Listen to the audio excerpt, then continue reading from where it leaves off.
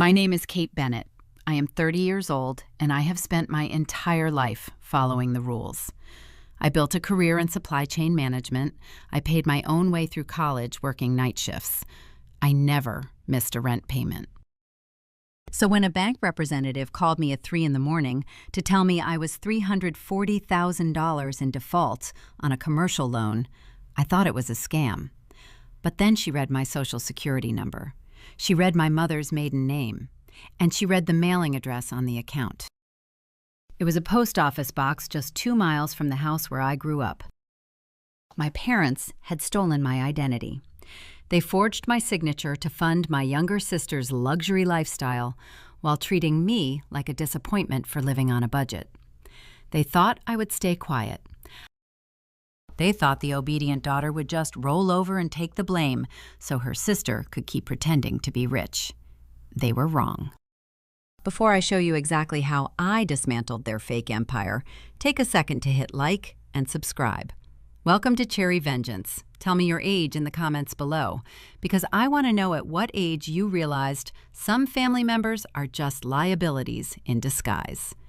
Now, let me take you to a Tuesday morning in Chicago, and the moment a declined debit card changed the rest of my life. It started with a simple cup of coffee. I stood at the counter of a cafe I visit every morning before heading to my office downtown. I tapped my debit card against the reader.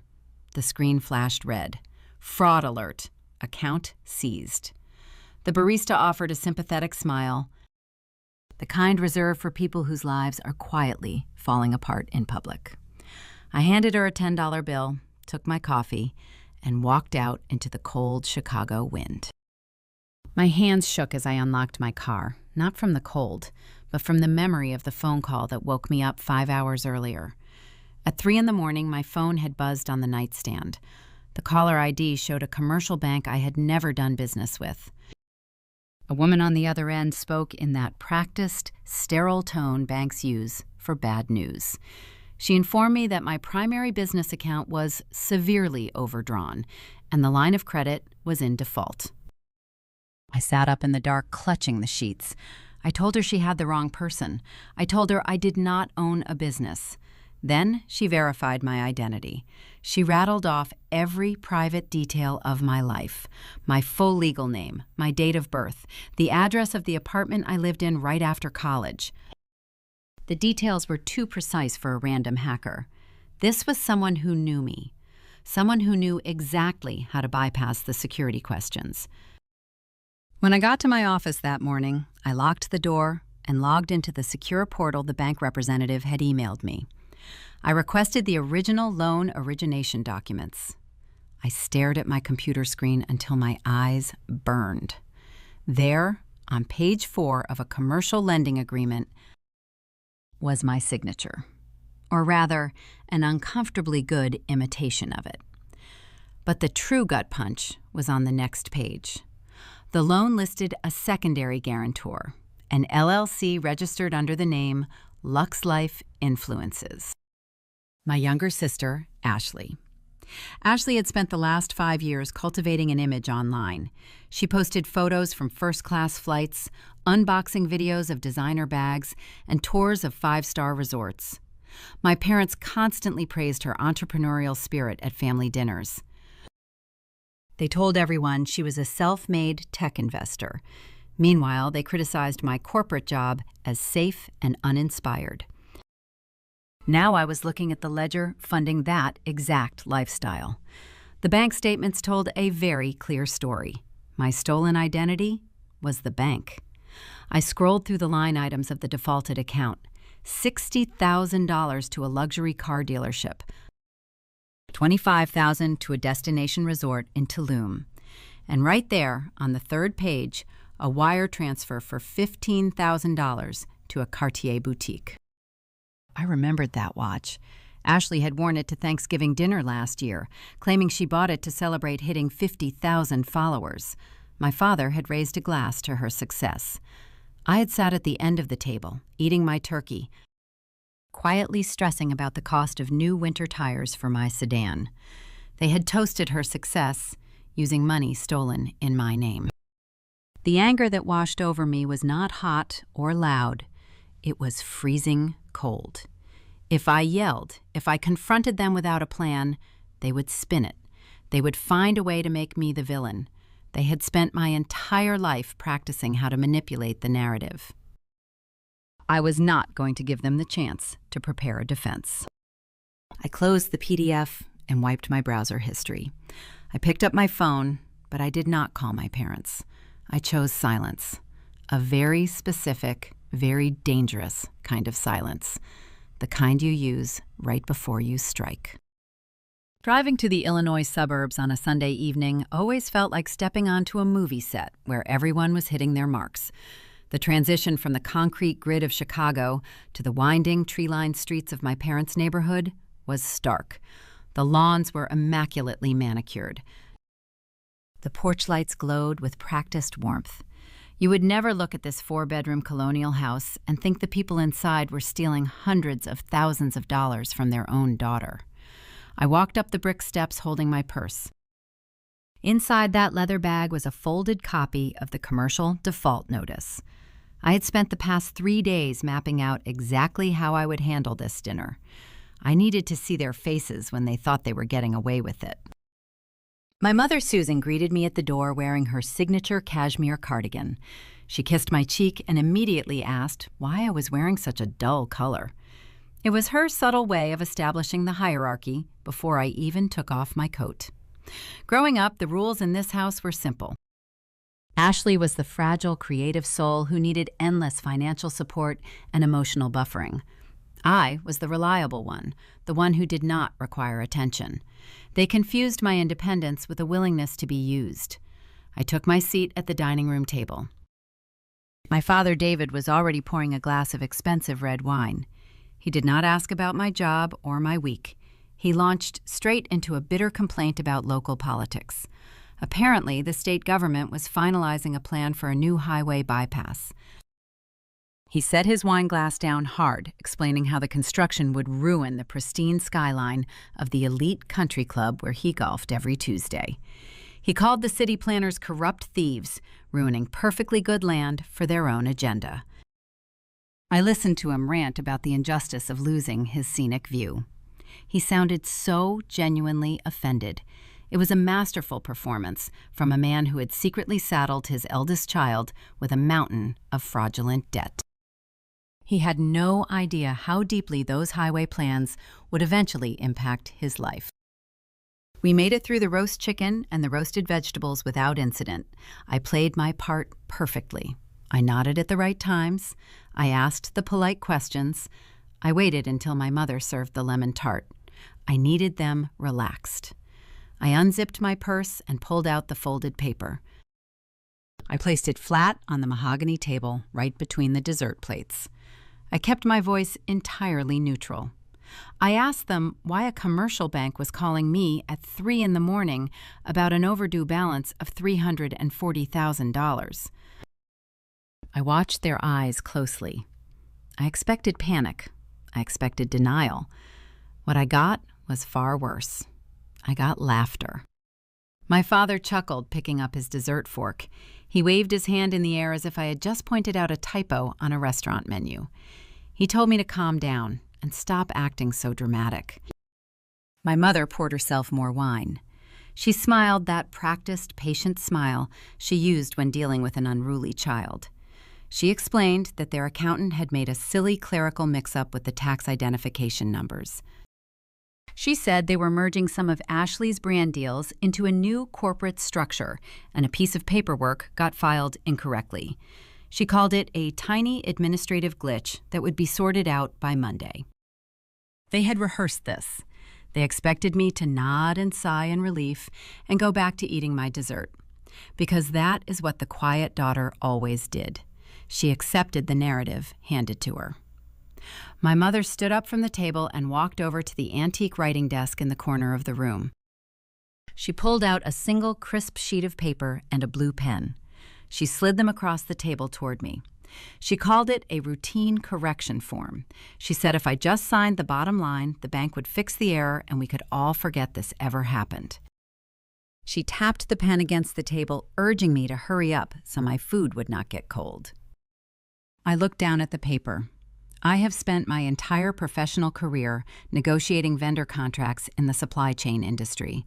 I read fine print for a living. The document sitting in front of me was not a correction form. The header read, Agreement of Assumption and Release of Liability. I skimmed the dense paragraphs. The legal jargon was thick, but the intent was crystal clear.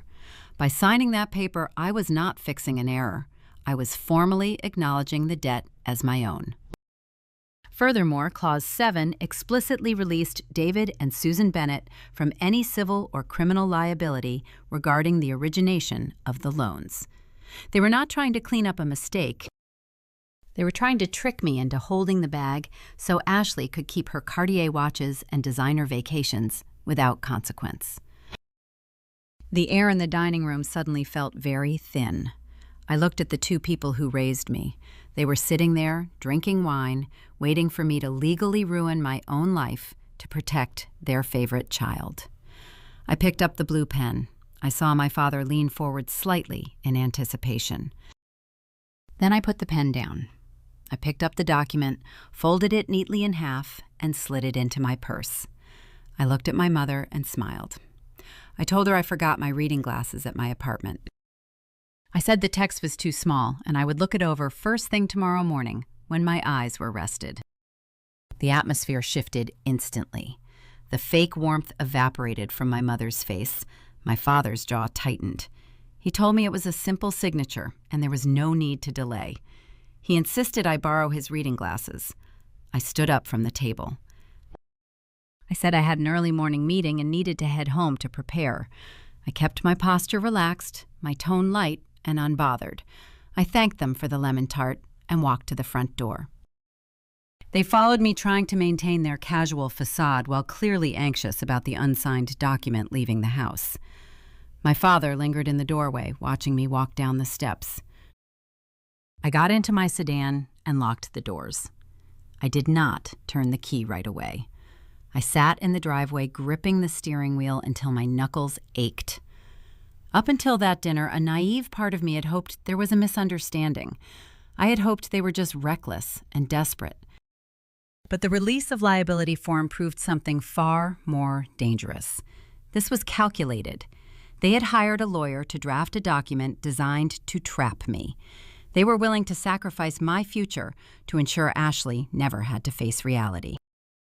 As I backed out of their driveway and headed toward the city limits, I realized my strategy had to change. I could not just confront them. They were too deeply entrenched in their own lies. If they were willing to orchestrate identity theft and legal fraud to fund a country club lifestyle, I needed to know exactly how far the rot went. And more importantly, I needed to understand where the money was actually flowing.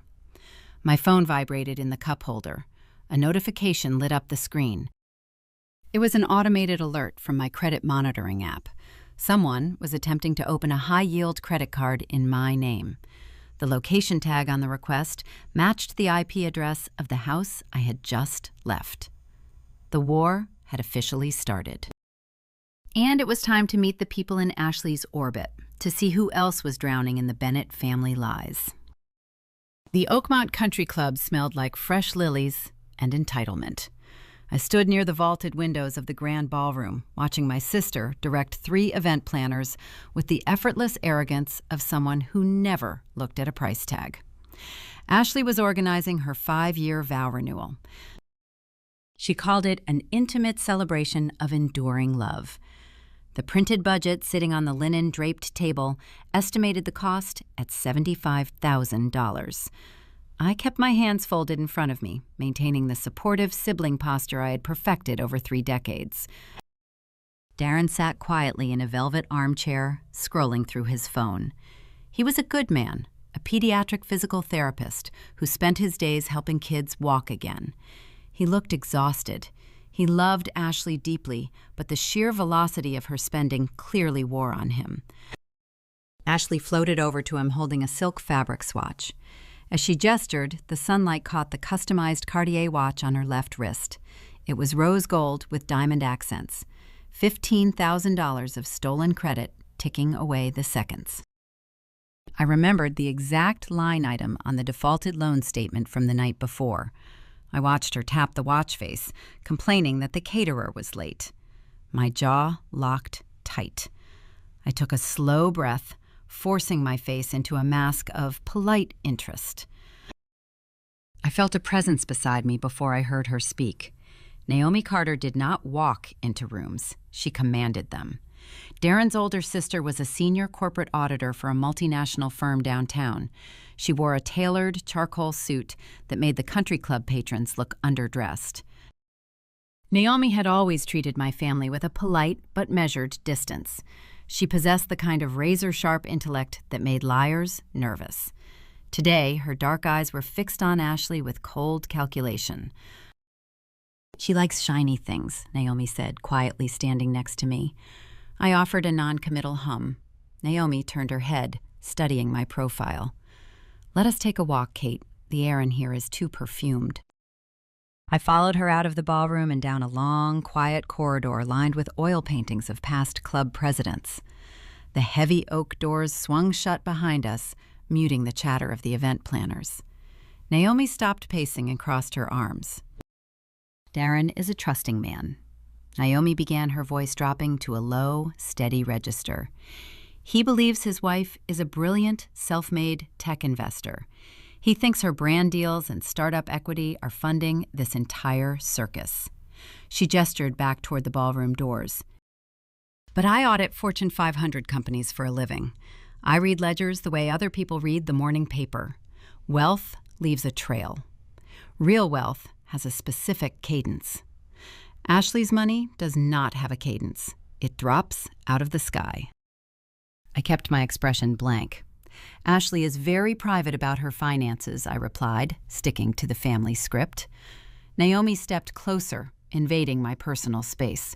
"Do not play the loyal sister with me, Kate. Not today. Last week, I borrowed Darren's car while mine was in the shop." I found a leather portfolio shoved under the passenger seat. It contained a commercial lending agreement for Bennett Holdings. She paused, letting the silence stretch between us. "Darren thinks Ashley runs that company. But the primary guarantor listed on the paperwork was not Ashley Bennett. It was Kate Bennett." The polished marble floor felt suddenly unstable. I stared at Naomi. She did not look angry. She looked like a predator who had finally cornered her prey and realized it was the wrong animal. "My brother is draining his savings to keep up with the lifestyle his wife is faking," Naomi whispered fiercely. "I know fraud when I see it. What is your family doing to him?" I looked down at my hands. They were shaking slightly. I took a deep breath and made a choice. "They are doing the exact same thing they are doing to me," I said. I told her everything. I explained the 3 a.m. phone call, the defaulted commercial loan, and the release of liability form my mother tried to force me to sign at Sunday dinner. I laid out the brutal reality that my pristine credit was the phantom engine powering Ashley's fake empire. Naomi listened without interrupting. Her expression shifted from suspicion to deep, terrifying fury. Her brother was trapped in a marriage built on a financial house of cards. If the debt collapsed, Darren would be dragged down into the ruins, right alongside me.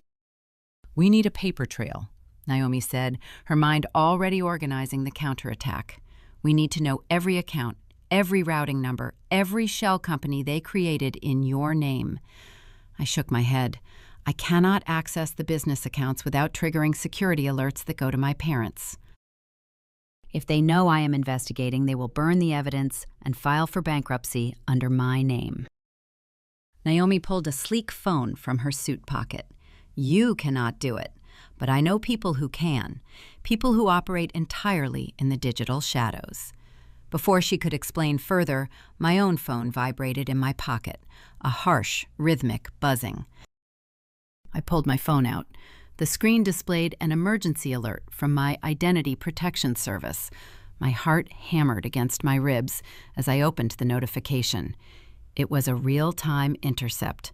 Someone was actively filling out an online application for a premium $50,000 line of credit.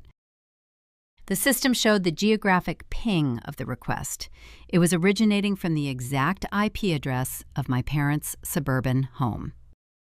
I stared at the screen, trying to process the audacity.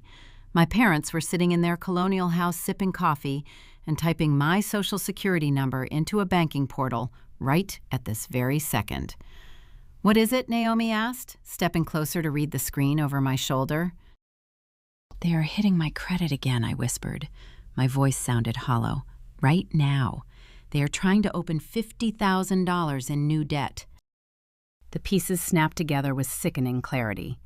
Back in the ballroom, Ashley had been complaining about the event planners demanding the final catering deposit by the end of the week. My parents did not have the cash. Their solution was to simply steal more of my future to pay for the floral arrangements and the champagne towers. The attack was not just a past event I had to clean up. It was an active, ongoing assault on my life. Every minute I waited was another dollar they could extract. Naomi watched the screen go dark in my hand. Her eyes were hard and unyielding. "They think you are an endless well," she said. "They think you will never fight back because you have never fought back before." She typed a number into her own phone and hit send. "I am calling a contact.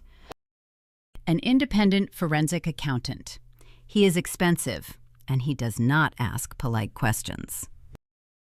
I looked back toward the heavy oak doors of the ballroom. I could hear the faint sound of Ashley laughing at something one of the planners said. She was wearing my stolen money on her wrist. She was spending my unearned wages on her vows.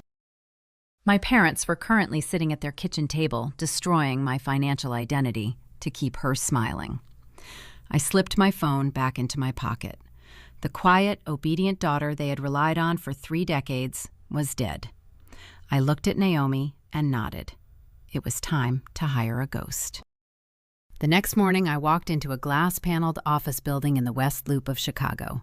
Naomi had given me the address on a folded piece of paper the night before, along with a single instruction: do not use your real name when you book the appointment.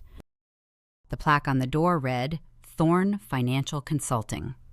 There was no glossy marketing brochure, no welcoming receptionist, just a heavy oak door and a man who specialized in tracing money that people did not want found. Elias Thorne did not look like a typical accountant. He had the quiet, hypervigilant energy of a man accustomed to finding the ugliest parts of human nature hidden in spreadsheets. He wore a simple gray suit and offered a firm, dry handshake. He did not ask how I was feeling. He asked for the raw data. I handed him an encrypted flash drive containing the loan default notice, the credit alerts, and every financial record I could access without triggering a notification to my parents. I sat in his sparse office listening to the rhythmic clicking of his keyboard. For 2 hours, he cross-referenced public records, corporate registries, and offshore routing numbers. He did not speak. His eyes darted across 3 massive monitors tracking the digital breadcrumbs my father had carelessly left behind. When he finally turned away from the screens, his expression was grim. He picked up a red marker and began drawing a diagram on the whiteboard. "You are not just dealing with stolen credit cards, Kate Elias," began his voice low and precise. "This is not a crime of opportunity. It is a highly structured, 5-year operation. Your parents did not just forge your signature on a few loans. They created an entire parallel financial identity." He tapped the marker against a box drawn at the top of the board. 3 years ago, they incorporated a shell company called Bennett Holdings, LLC. They listed you as the sole proprietor, the 100% owner, and the primary guarantor. Every dollar they siphoned from the banks was funneled through this entity. I stared at the whiteboard, trying to comprehend the sheer scale of the betrayal. They had built an entire fake business in my name, while complaining at family dinners that I lacked entrepreneurial spirit. Why would they do that? I asked, my voice remarkably steady given the circumstances. If they wanted to steal money, why build a corporate structure that ties everything back to me? Elias sat back in his chair, steepling his fingers. Because commercial loans require collateral. Banks do not hand out $340,000 on a whim. To secure the funding, your father had to put down a hard asset. He tapped another box on the whiteboard, this one marked with a warning symbol. In the late 90s, your father purchased an abandoned industrial plot on the outskirts of the city. He thought he was getting a steal on prime real estate, but he failed to do his due diligence. The land was classified as a brownfield site by the Environmental Protection Agency. It was heavily contaminated with industrial runoff from an old chemical plant. The pieces began to lock together. I remembered my father pacing the living room when I was a teenager, screaming into the phone about environmental regulations and property taxes. He had been trying to offload that land for decades. It was unsellable. The cleanup costs alone would have bankrupted him. Your father realized the land was an absolute liability. Elias continued, his tone devoid of judgment. The state was beginning to levy massive environmental fines. He needed to get the property out of his name before the government seized his legitimate assets. So he executed a brilliant, albeit ruthless, maneuver. He transferred the deed of the toxic land into Bennett Holdings, LLC, the shell company you technically own. He used the perceived value of the land to secure the fraudulent loans and simultaneously dumped the environmental tax burden onto you. If the banks ever foreclosed or the EPA came knocking, they would not find Richard Bennett. They would find his daughter. I felt a cold sweat prickle at the base of my neck. They had not just stolen my future credit to buy Cartier watches and designer vacations. They had orchestrated an elaborate legal trap to ensure I would be the one going to prison when the scheme collapsed. They had weaponized my identity to shield themselves from their own failures. My mother offering me that correction form at Sunday dinner was not a clumsy mistake. It was a calculated attempt to seal the cage door. It is a masterful piece of financial cruelty, Elias admitted, wiping his hands with a cloth. They structured it so that you absorb all the risk, while your sister reaps all the reward. The commercial debt, the environmental fines, the corporate tax liabilities, it all rests squarely on your shoulders. I closed my eyes, fighting the urge to shatter the glass coffee table sitting in front of me. The quiet daughter narrative had worked perfectly for them. They assumed I would never hire a forensic accountant. They assumed I would never look past the initial panic of a collection call. But there was a flaw in their design, a flaw born of their own arrogance. Elias leaned forward, tapping the keyboard to bring up a new document. He rotated the monitor so I could see the screen. Your parents think they are incredibly clever, he said, a faint smile touching the corners of his mouth. But they stopped paying attention to municipal zoning laws.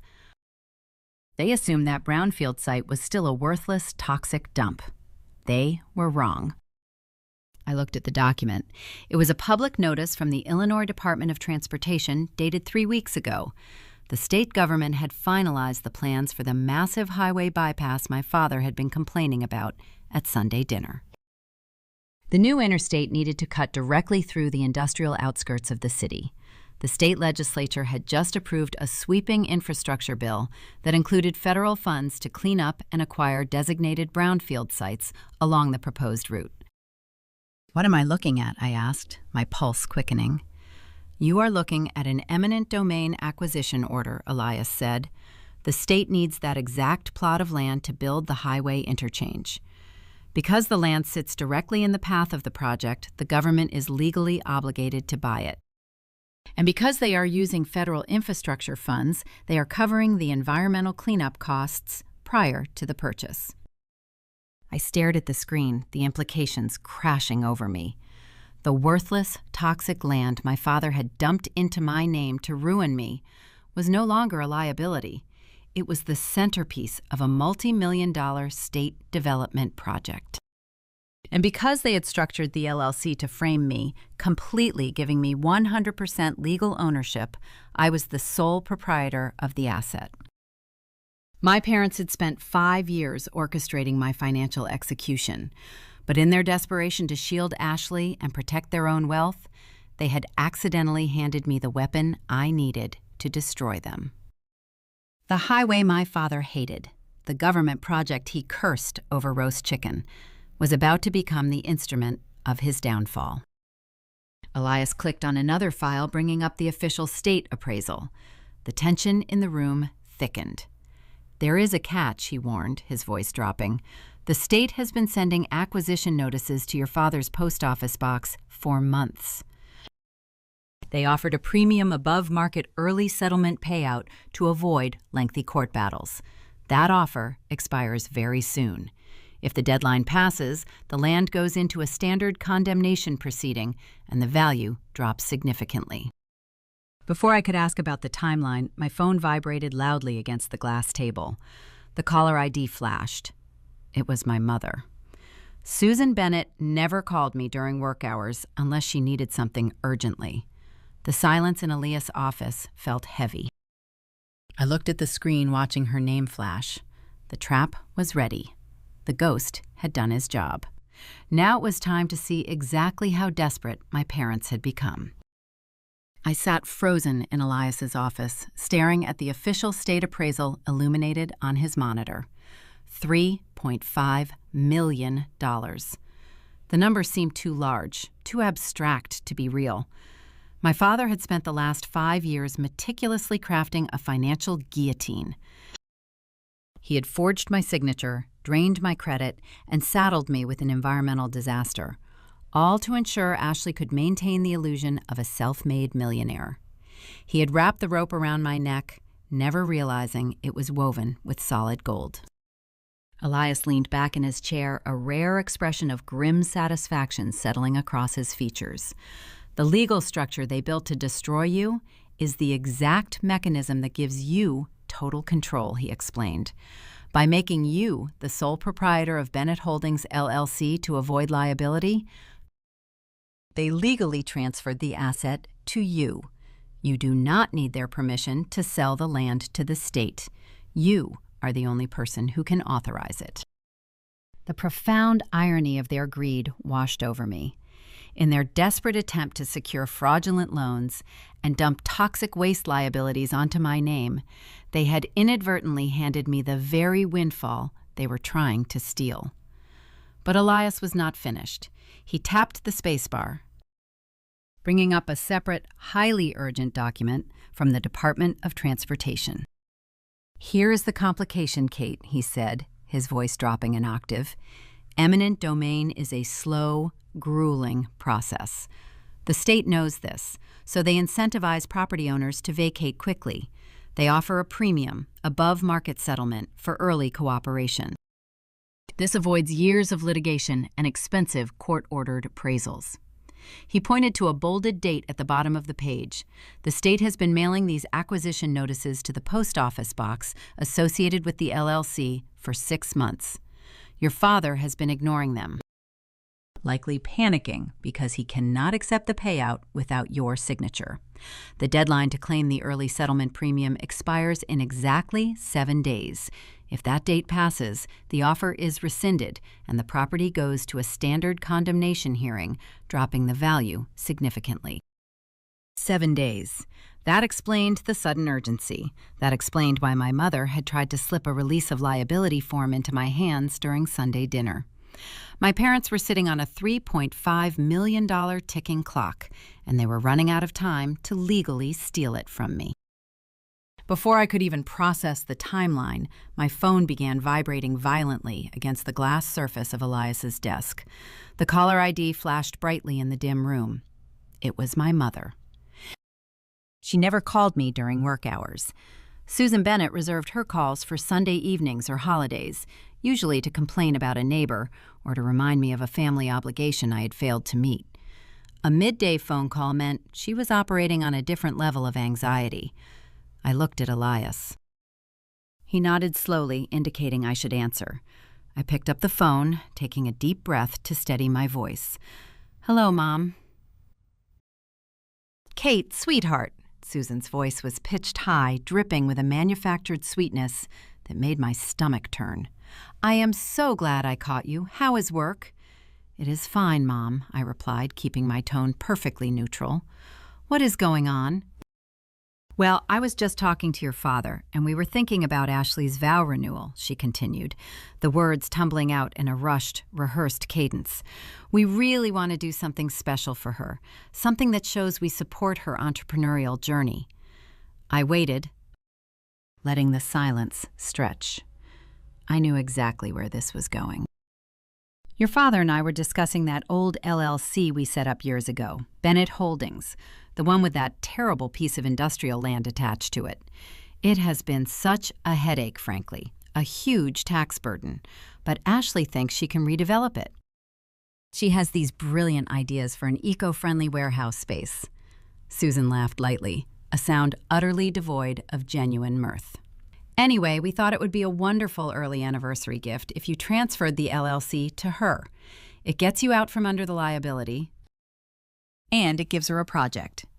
Everyone wins." The audacity of the lie was breathtaking. She was attempting to package a multi-million-dollar state payout as a burdensome favor she was doing for me. They believed I was so disconnected from my own financial reality, so accustomed to being the agreeable daughter, that I would hand over my legal rights without a second thought. "That sounds like a big undertaking for Ashley," I said slowly, choosing my words with extreme precision. "Are you sure she wants to take on a toxic brownfield site?" "Oh, you know your sister," Susan dismissed quickly. "She loves a challenge. And your father has his lawyer drafting the transfer papers right now. It is just a standard quitclaim deed. We can meet for coffee tomorrow morning. You sign the paper, and you are totally free of the mess. Please, Kate." It would mean the world to us. The peak of the conflict crystallized in that moment.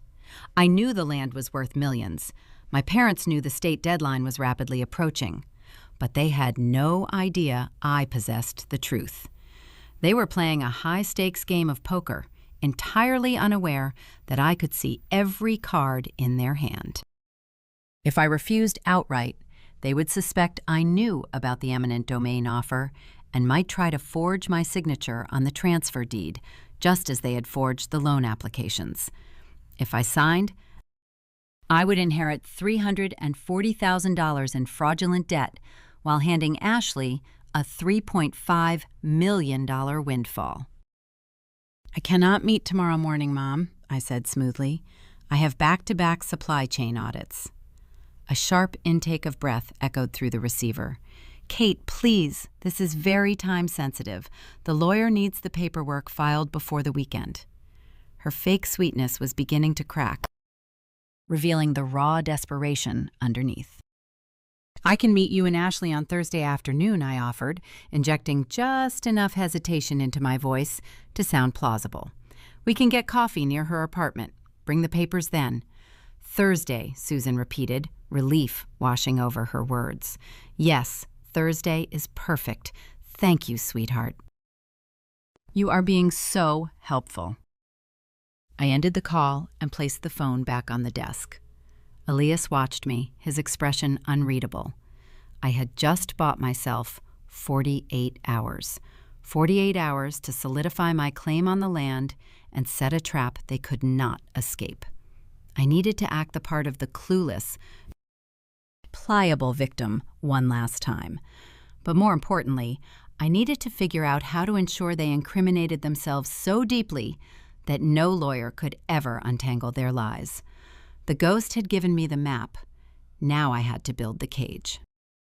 Thursday afternoon arrived with a biting chill that swept off Lake Michigan. I chose a high-end artisanal cafe in the Gold Coast neighborhood for our meeting. It was the kind of place that charged $8 for a pour-over coffee and required reservations for a corner booth. I wanted Ashley to feel comfortable. I wanted her to feel superior.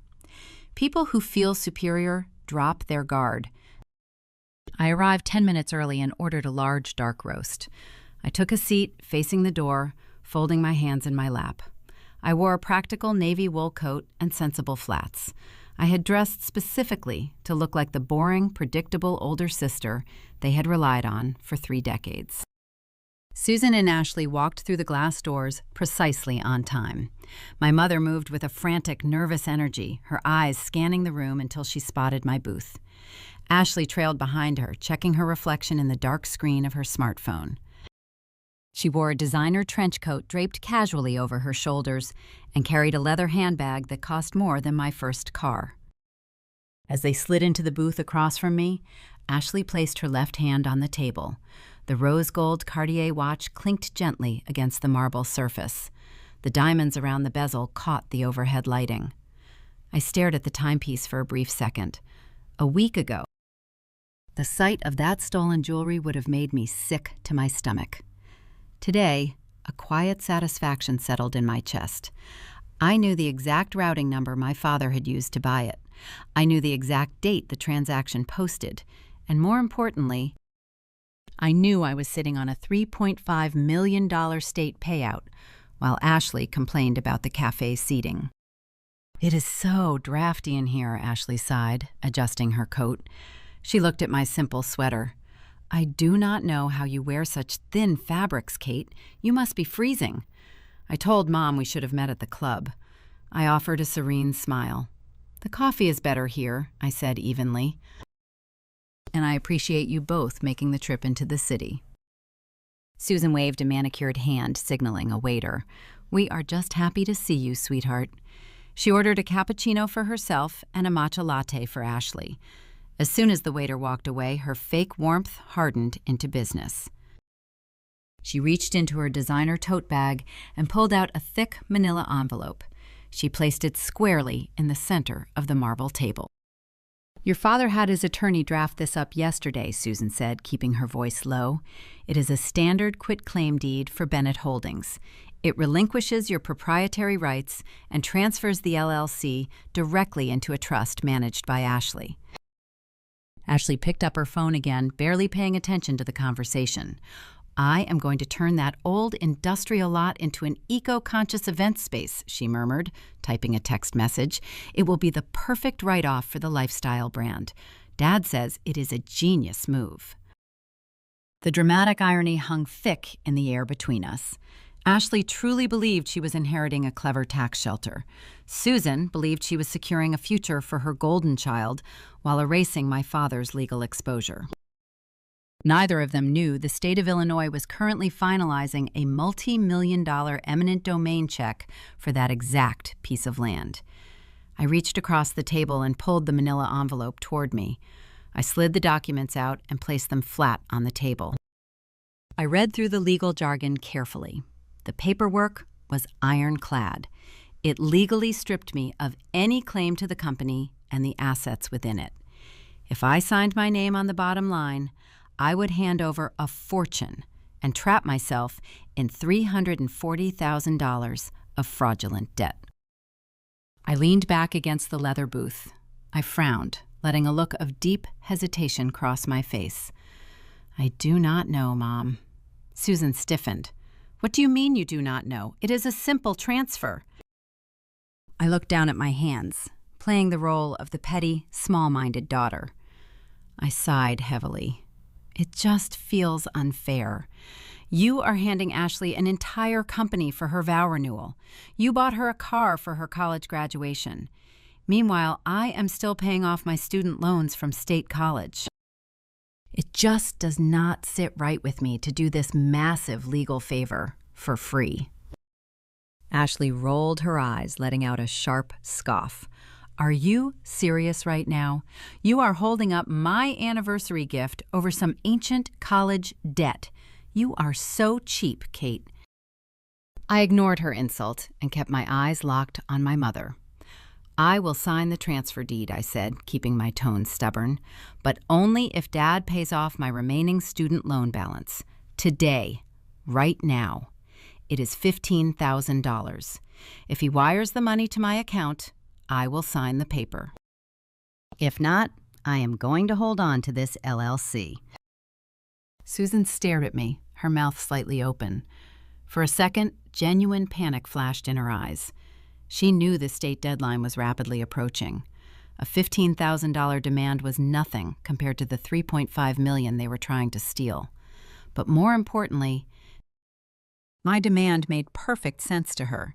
It fit the narrative they had constructed for me. In their minds, I was an unimaginative corporate drone who cared more about clearing a minor student loan than exploring complex business ventures. My fake greed lowered their defenses entirely. "Let me call your father," Susan said, her voice tight. She stood up from the booth and walked toward the cafe entrance, pressing her phone to her ear. I watched her through the glass partition. She spoke rapidly, gesturing with her free hand. I could picture my father sitting in his home office, laughing at my small-minded demand. He would view the $15,000 as a brilliant bargain. He would happily pay a minor ransom to secure his stolen fortune. 10 minutes later, Susan returned to the table. She slid back into the booth, a triumphant smirk replacing her previous anxiety. "He is wiring the funds right now," she said, crossing her arms. "You should see the notification in your banking app momentarily." I waited. A few minutes passed in heavy silence. Then, my phone vibrated in my coat pocket. I pulled it out and opened the screen. A confirmed wire transfer for $15,000 from David Bennett had just cleared into my primary checking account. A cold, precise thrill rushed through my veins. My father thought he was buying my compliance. In reality, he had just created an undeniable, time-stamped paper trail of financial coercion.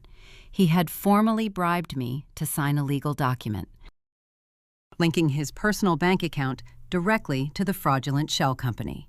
The trap had snapped shut. "I suppose that settles it," I said, offering a tight, reluctant smile. I reached into my purse and pulled out a pen. I dragged the quitclaim deed closer to the edge of the table. As I smoothed the paper flat, my eyes caught a detail near the bottom of the page. Right below the empty signature line was a raised, circular seal. It was a notary stamp. The ink was fresh, bearing the name Gregory Hayes.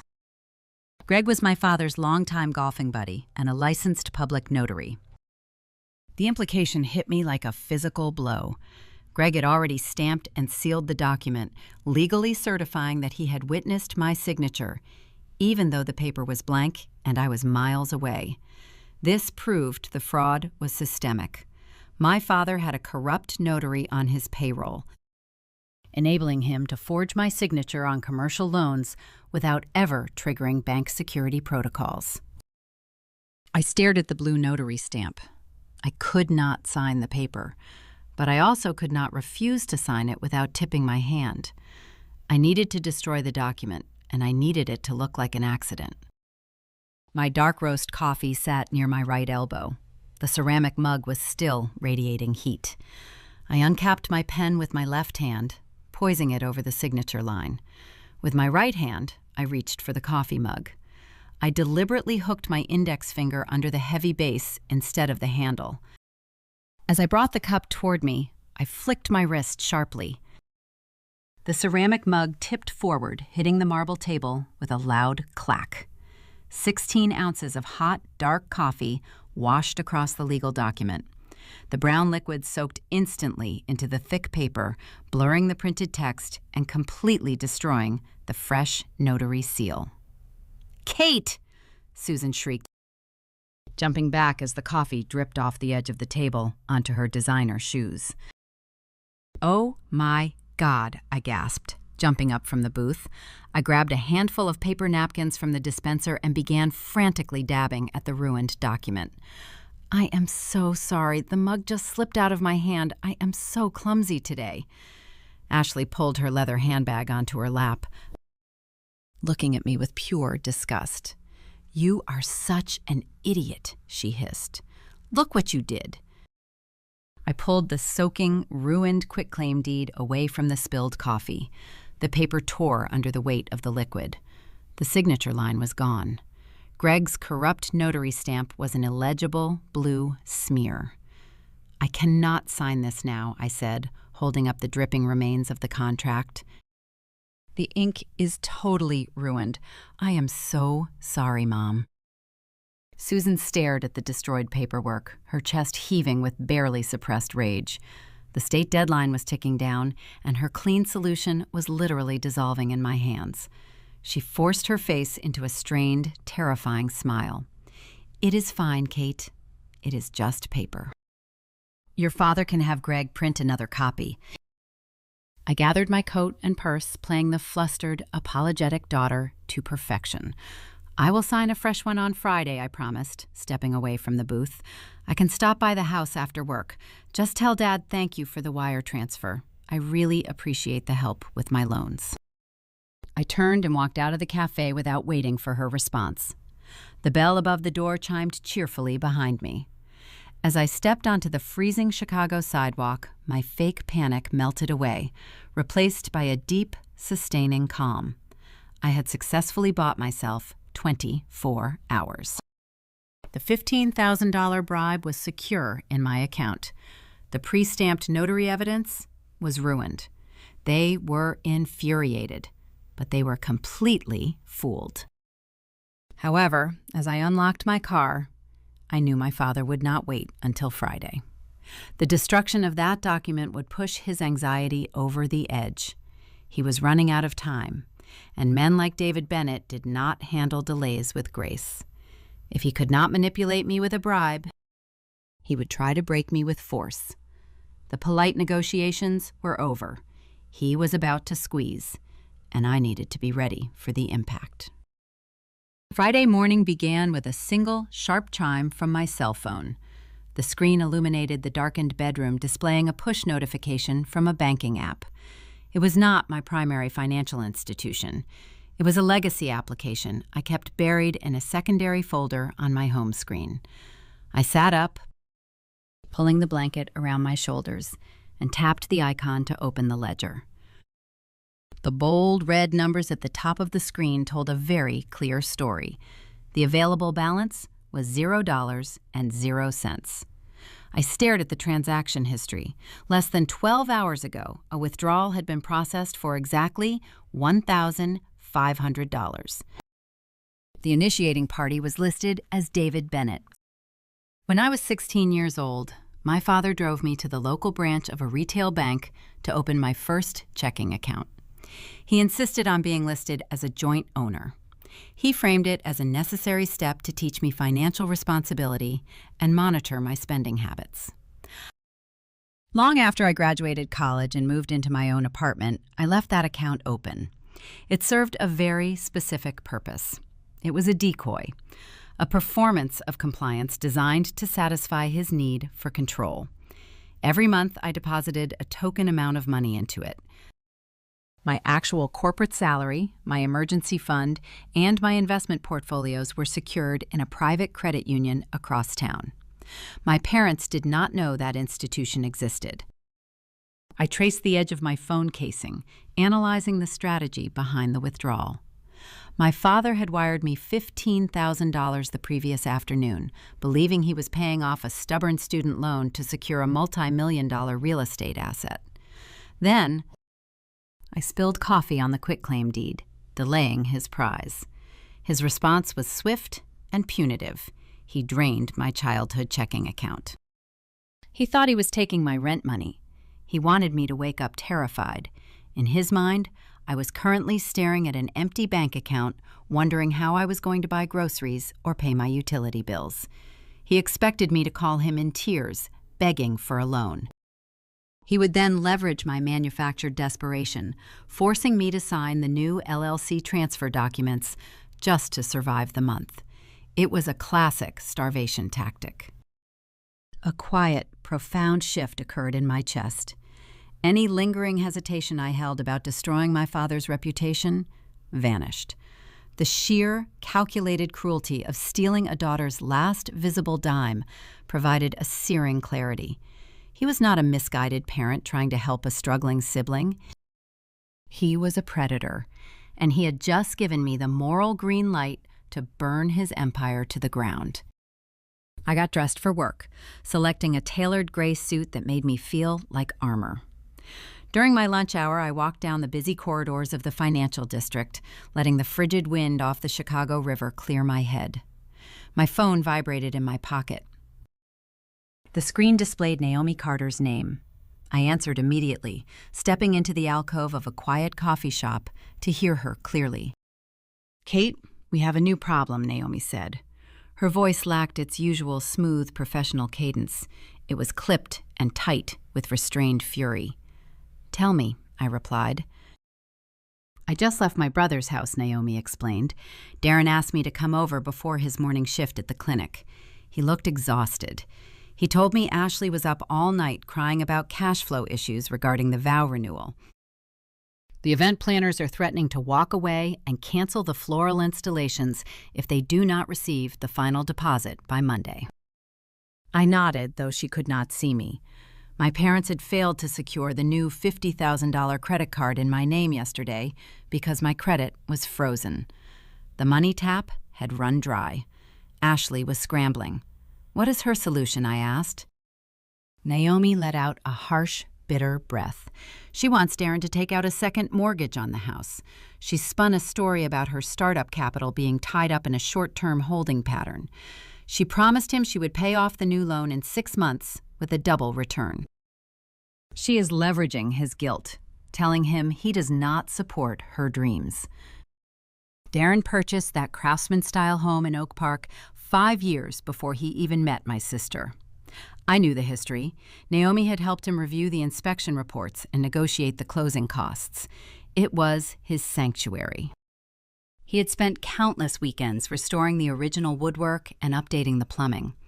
Now, Ashley was attempting to siphon the equity out of his sanctuary to pay for a champagne tower and a string quartet.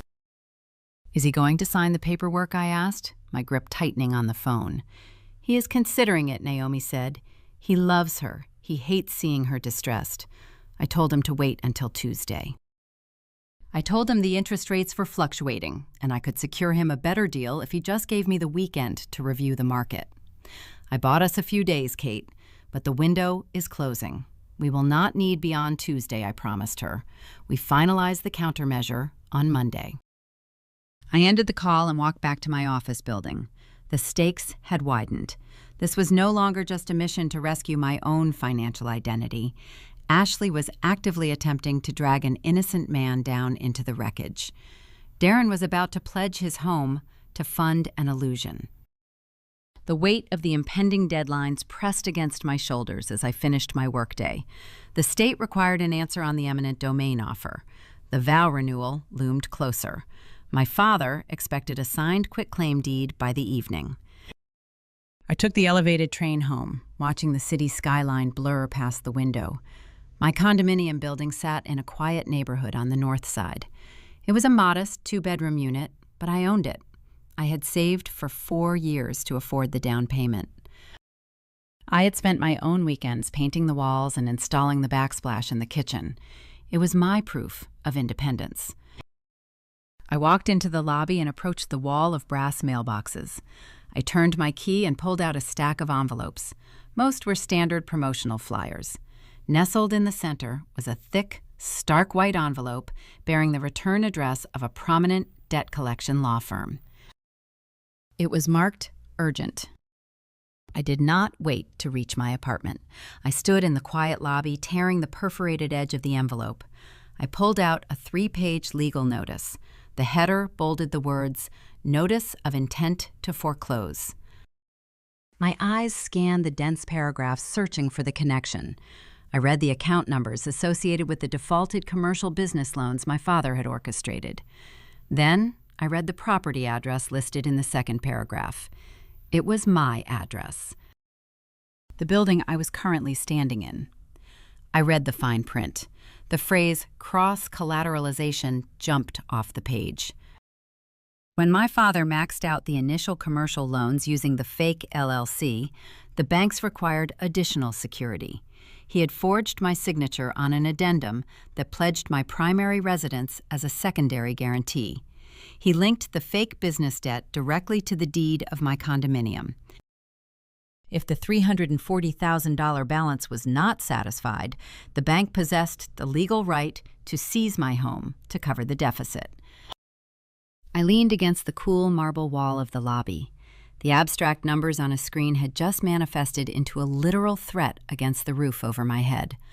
My father had not just stolen my credit score. He had weaponized the very walls I slept inside.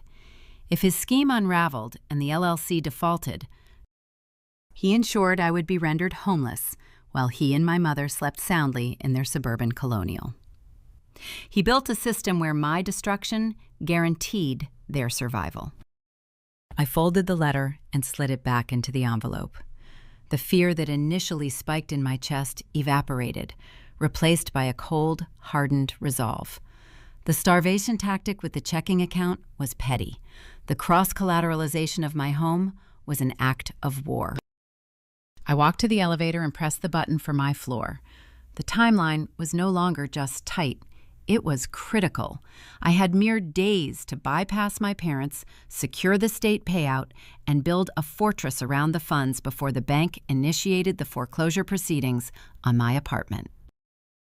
The defensive maneuvers were over. It was time to march into the state transportation office and claim the weapon my father had so carelessly left in my name.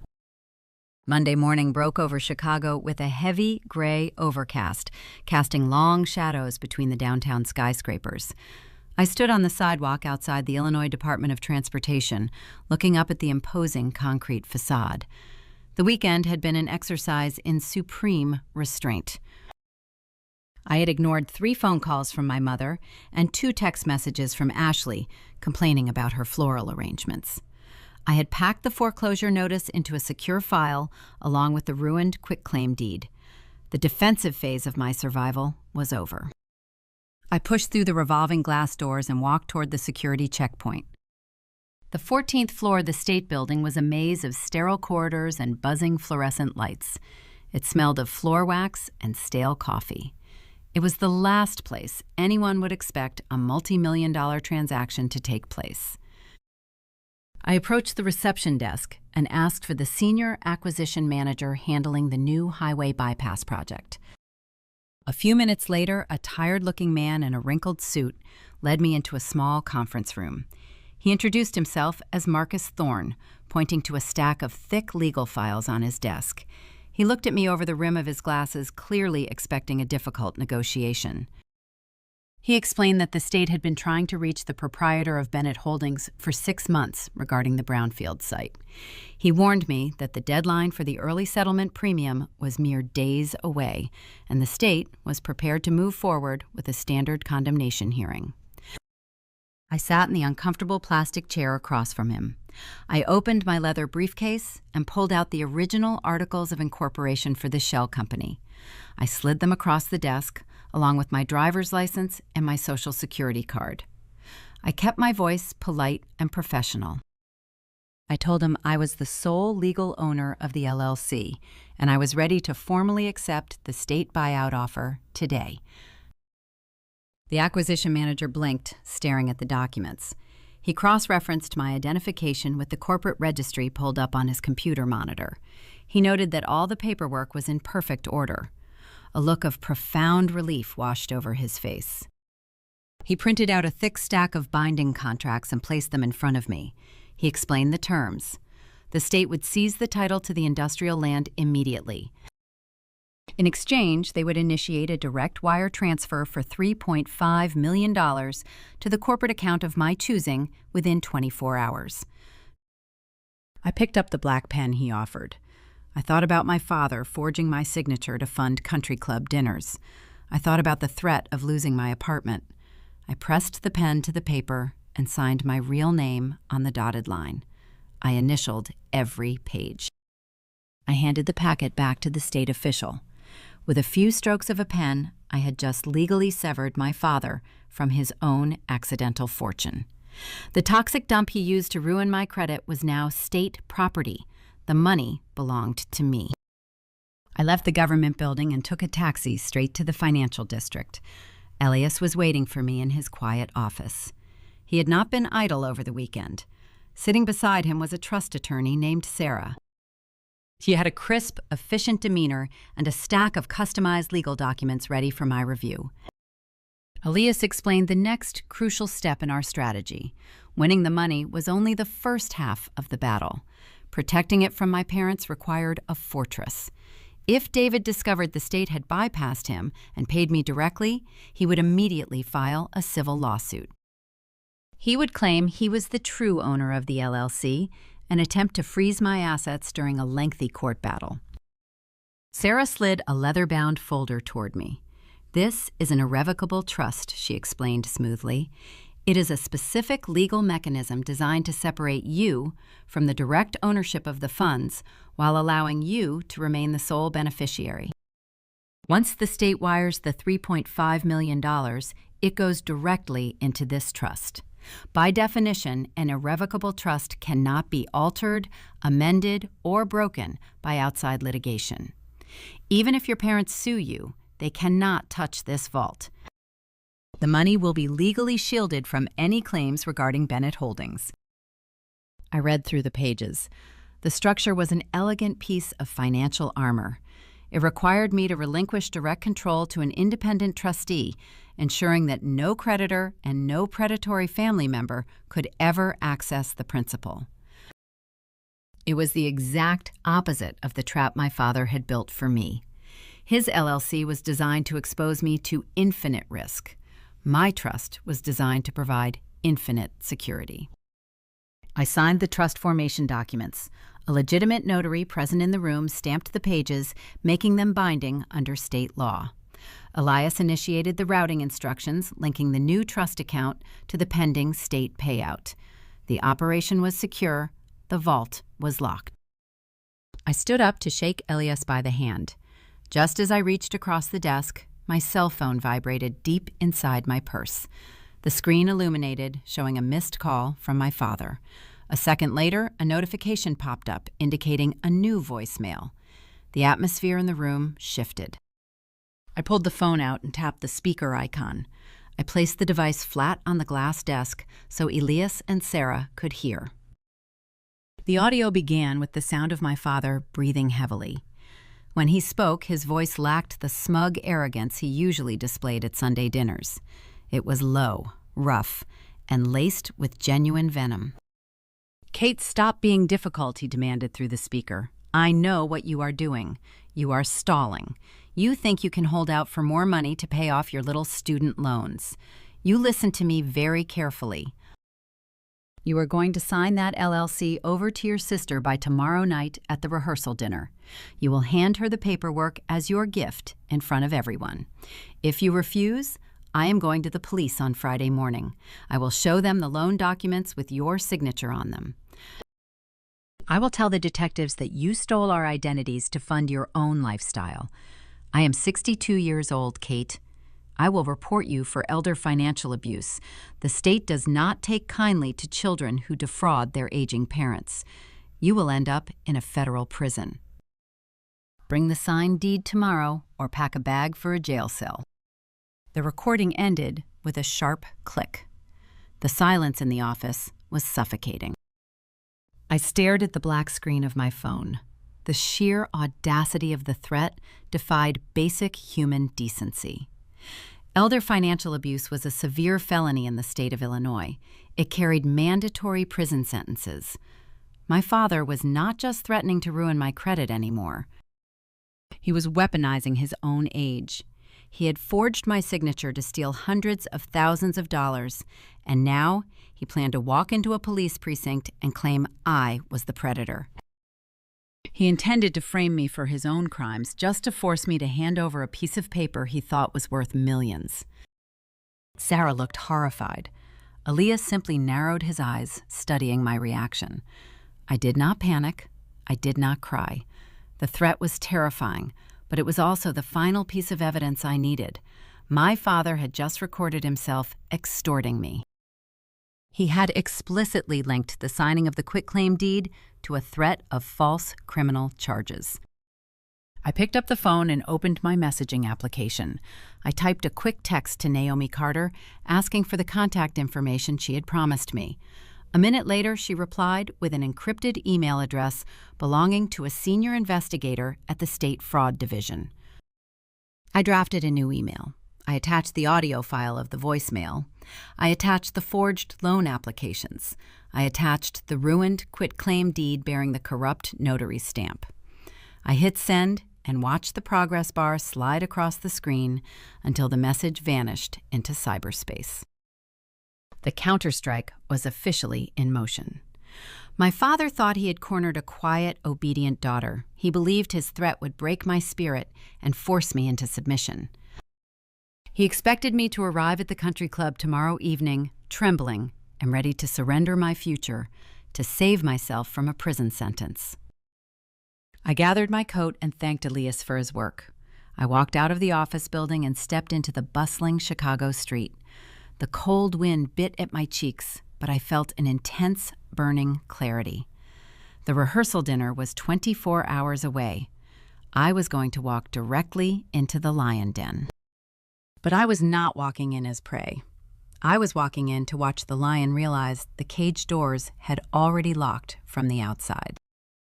The botanical conservatory chosen for the rehearsal dinner was a temple of glass and steel, nestled in the wealthiest zip code of the Chicago suburbs.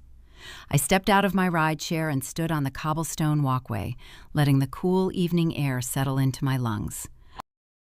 Through the towering floor-to-ceiling windows, I could see the event in full swing. It was a staggering display of stolen wealth. Thousands of imported white orchids hung from the ceiling framework. A classical string quartet played in the corner.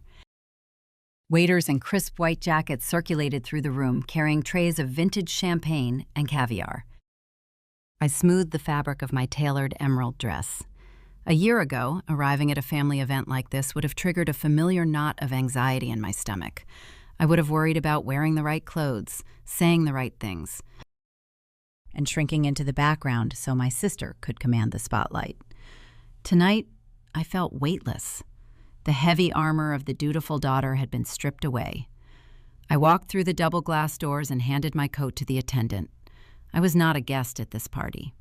I was the auditor. I moved to the edge of the room and accepted a glass of sparkling water from a passing tray. I watched my family operate. Ashley held court near a towering display of artisan desserts. She wore a bespoke silk rehearsal gown that pooled elegantly around her ankles. She tossed her head back in laughter, raising her left hand to emphasize a point to her bridesmaids. The custom Cartier watch sparkled under the conservatory lights. Every crystal on that timepiece, every orchid in the room, every drop of champagne had been purchased with my forged signature. Darren stood a few feet away from his wife. He rubbed the bridge of his nose, looking deeply fatigued. The strain of Ashley pushing him to take out a second mortgage on his home was etching visible lines into his face. Naomi had chosen to skip the rehearsal dinner, saving her energy and her strategic presence for the main event tomorrow. I caught Darren catching my eye. He offered a tight, polite smile. I nodded back. He was a good man, trapped in a burning building, and he did not even smell the smoke yet. My mother darted between tables, adjusting place settings and criticizing the floral arrangements. She was entirely focused on the aesthetics, ensuring every angle was perfect for the social media photographs Ashley demanded. Then I saw my father. David Bennett stood near the center of the room, surrounded by a group of his golf partners. He wore a charcoal suit that fit him perfectly. He projected the image of a successful, generous patriarch, providing a fairy tale weekend for his beloved youngest daughter. He glanced over the shoulder of the man he was speaking to and spotted me standing near the perimeter. His charismatic smile faltered for a fraction of a second. He excused himself from the group and walked toward me. He moved with the rigid, predatory focus of a man who needed to neutralize a threat. He reached me and clamped a hand around my upper arm. To anyone watching across the room, it looked like an affectionate greeting. Under his fingers, his grip was hard enough to bruise. He did not say hello.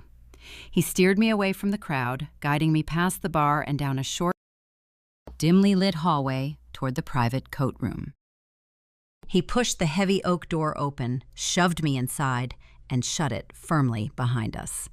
The thick wood severed the sound of the string quartet and the laughter of the guests. The room smelled of expensive wool, damp leather, and my father's sharp cologne. The charming facade vanished.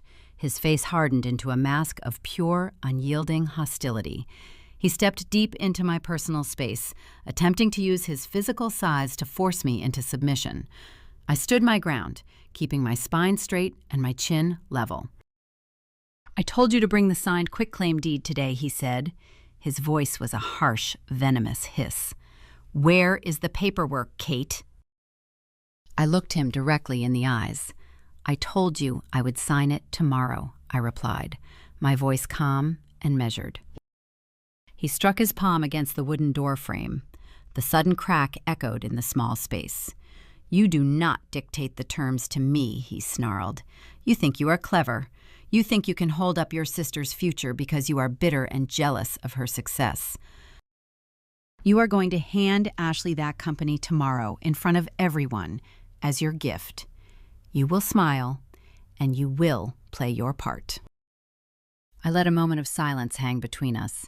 I wanted him to hear his own desperation. "I do not take orders from you anymore, Dad." He leaned in closer. His breath was warm and smelled of scotch. "You will do exactly what I say, or I will see you in a federal prison. I will walk into a police precinct on Monday morning. I have a folder full of commercial loan applications with your signature on every single page. I will tell the detectives that my estranged daughter stole my identity to fund her own life. I will report you for elder financial abuse.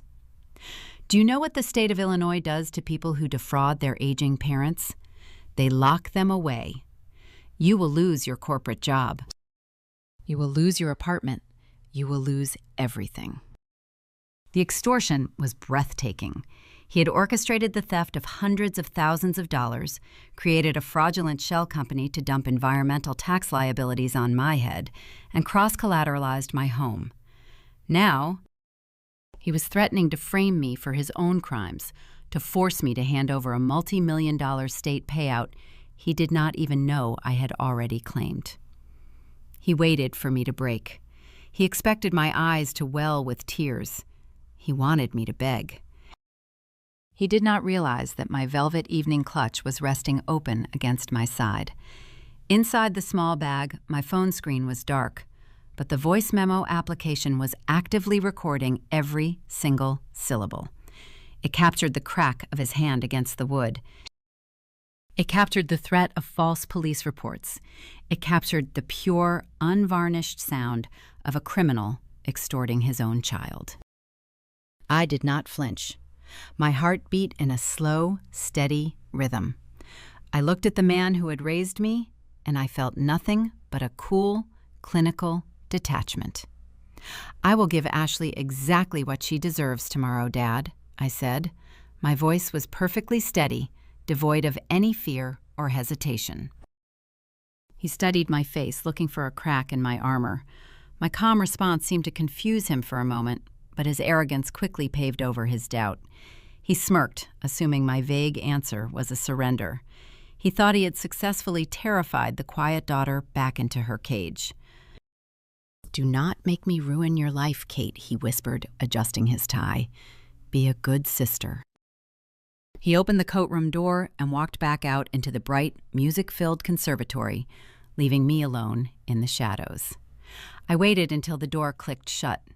I reached into my clutch and stopped the recording. I saved the audio file to my device and immediately uploaded it to a secure cloud server. The evidence was preserved. The extortion was documented. I did not return to the party. I walked out the side exit of the venue and requested a rideshare back to the city. I watched the suburban lights blur past the window, my mind shifting to the tactical execution of the final phase. I walked into my quiet, secure apartment and turned on the desk lamp. I opened my laptop and dialed Elias Thorne. The forensic accountant answered on the second ring, his tone sharp and alert. "They made the threat," I told him. "He tried to extort me for the deed." Elias let out a low breath. "Do you have the recording?" "It is already uploaded," I confirmed. "We have everything we need. It is time to close the valves." Elias and I spent the next 2 hours engaged in a synchronized digital strike. We utilized the verified identity theft reports and the evidence of forged signatures to contact the emergency fraud divisions of the 3 commercial banks holding the Bennett Holdings accounts. Because I was the sole legal proprietor of the LLC, I possessed the supreme authority to freeze the assets. We executed a hard, irrevocable lock on every single line of credit my parents had been drawing from. We flagged the accounts for severe fraudulent activity, ensuring no funds could be moved, transferred, or withdrawn without my physical presence and a sworn affidavit. The financial arteries feeding the illusion were severed. The money tap ran dry instantly.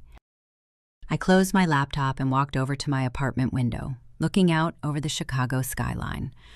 My parents had spent the last 5 years living on a limitless supply of my stolen future. They believed they were untouchable. They believed they could fund a $75,000 event and force me to foot the bill. Tomorrow morning, they would wake up to a very different reality. The venue, the florists, the caterers, and the string quartet had all required final payments this week. My parents had written those checks from the fraudulent accounts, trusting the credit lines to cover the extravagant costs. When the banks opened for processing in a few hours, every single check written for the vow renewal would bounce. The vendors would be notified of insufficient funds. The illusion would shatter before the first guest even arrived. The trap was armed, the escape routes were sealed, and I was ready for the wedding. The afternoon sun dipped below the horizon, replacing the natural light of the Oakmont Country Club with the warm glow of 300 crystal table lamps. The grand ballroom had been transformed into a temple of excess. Vaulted ceilings draped in sheer white silk stretched over a sea of perfectly arranged circular tables. Towering arches woven with imported white orchids framed the main stage. A 12-piece string ensemble played classical arrangements near the dance floor. Every single detail, from the vintage champagne to the silver cutlery, represented a line item on my defaulted loan statements. I was walking through a physical manifestation of my stolen financial identity. I found my seat at the front table. I wore a simple emerald green gown, keeping my posture relaxed and my expression neutral. A year ago, the sheer scale of this event would have intimidated me. Today, it only fueled the cold clarity guiding my actions. I took a sip of sparkling water and turned my attention to the head table. Ashley sat beside Darren, looking like royalty holding court. She had hired a professional media production crew for the evening. 2 cameramen maneuvered around the room, adjusting heavy ring lights and positioning lenses to capture her best angles. She was currently broadcasting the entire $75,000 spectacle live to her 50,000 internet followers. She constantly checked her phone to monitor the viewer count. Growing up, my sister never possessed the ability to exist quietly in a room. She required a constant stream of validation.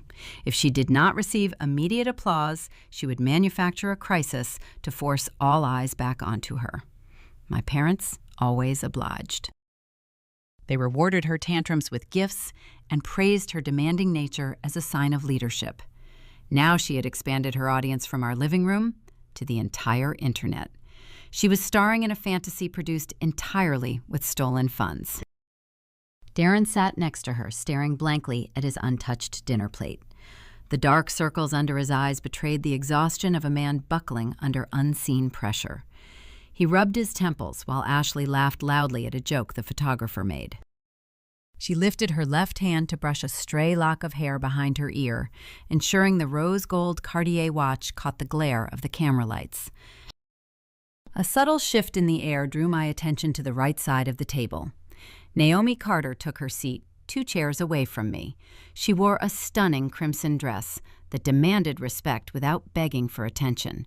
She offered me a brief, knowing nod. Sitting directly beside Naomi was a man I had never met. He looked to be in his late 40s, possessing the quiet, hyper-vigilant demeanor of a predator assessing a feeding ground. He wore a tailored dark gray suit and kept his hands folded neatly on the linen tablecloth. He did not touch the breadbasket. He did not reach for a wine glass. His eyes systematically scanned the room, cataloging the floral arrangements, the designer gowns, and the expensive media equipment.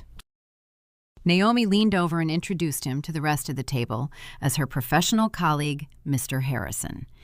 Darren offered a polite wave from the head table, failing to register the subtle tension radiating from the newcomer.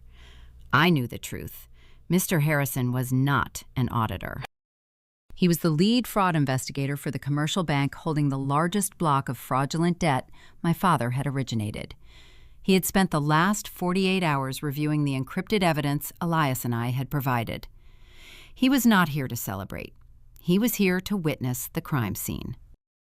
The dinner service progressed with synchronized efficiency. Waiters in white jackets cleared the fine china and poured fresh champagne. I checked the slim silver watch on my wrist. It was 8:30. The trap Elias and I set the night before was already working its way through the financial system. I knew the final $50,000 check my father wrote to the country club management had been processed that morning. Because we had frozen the credit lines, that check had officially bounced due to insufficient funds. The country club general manager was likely standing in a back office right now, staring at a glaring red bank notification and realizing this entire lavish party was unfunded. The silent, invisible clock was ticking down to 0. The string quartet ended their performance, allowing a hush to fall over the ballroom. The media crew adjusted their tripods, focusing their primary cameras directly on the main stage. My father stood up from his seat at the head table. He buttoned his suit jacket and walked toward the microphone stand with the smooth, arrogant stride of a man who believed he owned the world. He tapped the microphone, testing the sound. The low thump echoed through the vast room, capturing the attention of 300 elite guests and 50,000 digital spectators. "Welcome, family and friends," he began, his deep voice rolling over the crowd. "Tonight we are gathered to celebrate love, but we are also here to celebrate legacy." He smiled warmly, looking down at his youngest daughter. He launched into a sprawling speech detailing Ashley and her supposed journey to success. He painted a picture of a brilliant, self-made woman. He told the crowd about her endless nights working on her lifestyle brand. He praised her fierce entrepreneurial mind and her unmatched financial acumen. He spoke with such genuine conviction that a stranger would have wept at the pride radiating from his face. He was lying to 300 people in the room and tens of thousands more online, without a single stutter or hesitation. I watched Mr. Harrison tilt his head slightly, analyzing my father with clinical precision.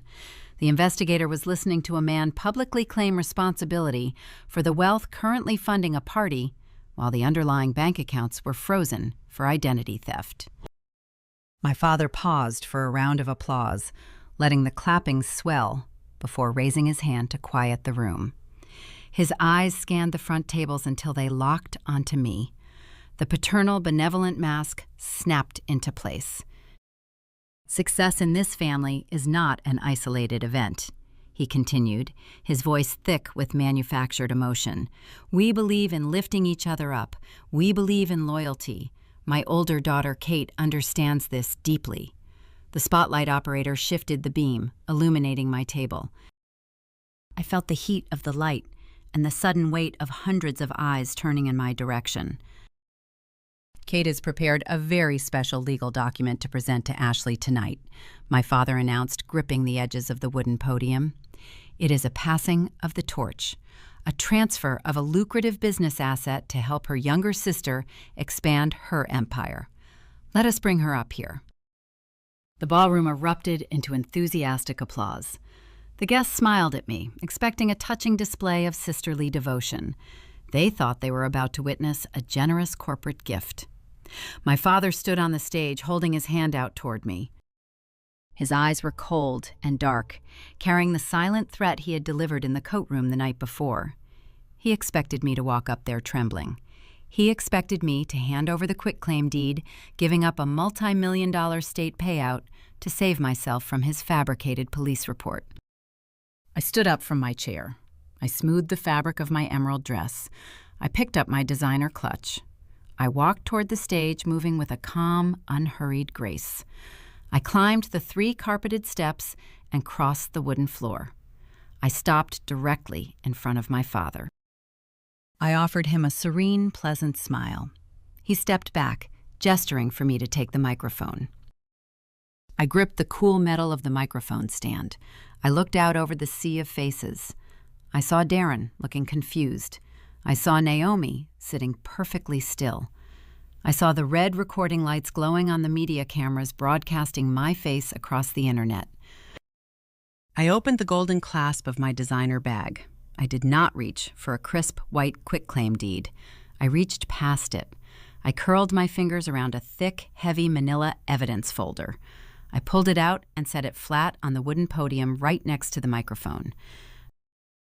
The room waited in breathless silence, ready for a heartwarming speech. They had no idea I was about to burn the building down. I stood on the elevated stage looking out over a sea of perfectly curated faces. The microphone stand felt cool and solid beneath my grip. To my left, the media production crew adjusted their lenses, focusing the bright ring lights directly onto my face. A digital counter on a nearby monitor ticked upward, showing 50,000 active viewers streaming the event live. My father stood a few feet below me, radiating a smug certainty. He believed I held a quitclaim deed in my hands. He thought the heavy manila folder resting on the wooden podium was his salvation. He offered a magnanimous smile to the crowd, expecting a tearful tribute to his youngest daughter. "Dad is right," I said. My voice carried across the vaulted ceiling, cutting through the soft hum of the ballroom. The state-of-the-art sound system pushed every syllable into the room and out across the internet to the digital audience. This family is built on a legacy. I paused, letting the sweet sentiment hang in the air for a fraction of a second. The guests smiled, lifting their champagne flutes in anticipation of a toast. I opened the manila folder and folded back the cover. A legacy of $340,000 in fraudulent debt. I continued, my tone dropping to a precise, icy calm. The silence that followed was not merely quiet, it was a physical vacuum. The clinking of silver forks against fine china ceased instantly. Waiters froze in the aisles holding trays of drinks. The smile on my father's face shattered. For 5 years, my parents forged my signature to fund this exact party I announced. I pulled out the blown-up high-resolution copy of the defaulted commercial loan application and held it up for the cameras.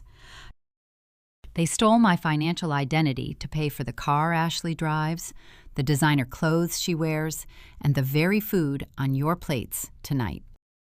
The color drained from my father's face, replaced instantly by a dark, furious red. The charming patriarch vanished, leaving only a cornered predator, realizing his trap had failed. He let out a harsh sound and lunged up the carpeted stairs toward the podium, reaching for the microphone stand to silence me. He never reached the top step. Naomi Carter moved with the speed of a strike. She stepped seamlessly into his path, planting her heels into the floor. She wore her crimson dress like armor, refusing to yield a single inch. "Let the woman speak, David," she commanded. Her voice was low, but it possessed a sharp, authoritative edge that stopped him in his tracks. He tried to sidestep her, but she mirrored his movement, her gaze locked onto his with unwavering defiance. He was a man accustomed to using his physical presence to intimidate, but Naomi was a corporate auditor who dismantled powerful men for a living. She did not flinch. From the center of the head table, Ashley jumped to her feet. Her chair tipped backward, hitting the floor with a loud crack. The carefully maintained influencer persona dissolved, leaving a frantic, terrified woman watching her digital empire burn in real time. "You are a jealous liar," she screamed, pointing a trembling finger at me. The ring lights caught the wild panic in her eyes. "You have always hated my success. You are trying to ruin my special day because you are pathetic and boring." I did not raise my voice to match her hysteria. I maintained a chilling, steady calm, ensuring the live stream captured the stark contrast between us. I cannot ruin something bought with stolen money, Ashley, I replied. In fact, the illusion is already over. Your caterer just informed the venue management that the $50,000 check meant to cover tonight bounced an hour ago. The accounts are frozen. There is no money. A wave of genuine shock rippled through the guests. A woman in a silver evening gown physically recoiled, placing a hand over her chest. Darren stood up slowly, staring at his wife. The exhaustion on his face morphed into pure, stark horror. He realized the depth of the deception. The startup capital the brand deals the supposed wealth it was, all a mirage built on my stolen credit. He looked down at his own hands, realizing he had almost signed a second mortgage to feed a criminal enterprise. He stepped away from Ashley, creating a visible, unbridgeable gap between them. My father pushed against Naomi's shoulder, desperate to regain control of the narrative. "Stop talking," he shouted at me, his voice cracking under the strain. "You are delusional. You do not know what you are saying. You are having a mental breakdown." I turned my attention back to him, leaning closer to the microphone. "Oh, I know exactly what I am saying, Dad," I countered smoothly. "I also know you should pay closer attention to your accomplices." I shifted my gaze toward the middle of the room, scanning the tables until I found my target. You should know, Greg the notary was not just doing you a favor when he stamped those forged loan applications. My father froze. The sheer panic in his eyes faltered, replaced by a sudden sharp confusion. He looked at me, his jaw slack. He had assumed his secret arrangement was airtight. Greg was skimming a 5% processing fee off the top of every single fraudulent transaction I revealed, dropping the ultimate plot twist into the open air. Elias Thorne had traced the missing fractions of capital earlier that week. Greg was funneling your stolen funds into a hidden offshore account. He robbed the man who was robbing me. The realization hit my father with the force of a physical blow. The unexplainable shortages, the high administrative fees he had complained about over the years, suddenly made perfect sense. He spun around, searching the crowd. His eyes locked onto table 4, where Greg sat. The older man was clutching a linen napkin, his face pale and sweating profusely. He was adjusting his expensive silk tie, a tie likely purchased with funds skimmed from my father's theft. The two conspirators stared at each other as the trust between them evaporated in real time. The conspiracy was rotting from the inside out. Greg knocked his water glass over in his haste to stand up. He abandoned his wife at the table and scrambled toward the heavy oak doors at the back of the ballroom. He realized the scope of the public exposure and decided to flee before the consequences arrived. He bumped into a chair, stumbling slightly. The guests seated nearby pulled their chairs away from him as if he carried a contagious disease. He tried to slip away, but the exit was no longer a safe haven. The alliances were breaking. The villains were turning on each other, right in front of 50,000 digital witnesses. I stood on the stage watching the chaos unfold. My father was reeling, betrayed by his own corrupt partner and exposed to his elite peers. He turned back to me, his chest heaving, grasping for a final, desperate lie to save his crumbling reputation. My father stood paralyzed on the stage, the reality of Greg's betrayal sinking in. The alliance that had built his fraudulent empire was fracturing under the bright glare of public exposure. But David Bennett was not a man who surrendered gracefully. When cornered, he attacked. He wiped a sheen of sweat from his forehead, his face twisting into a mask of desperate fury. He pointed a trembling finger at me, his voice booming over the chaos of the ballroom.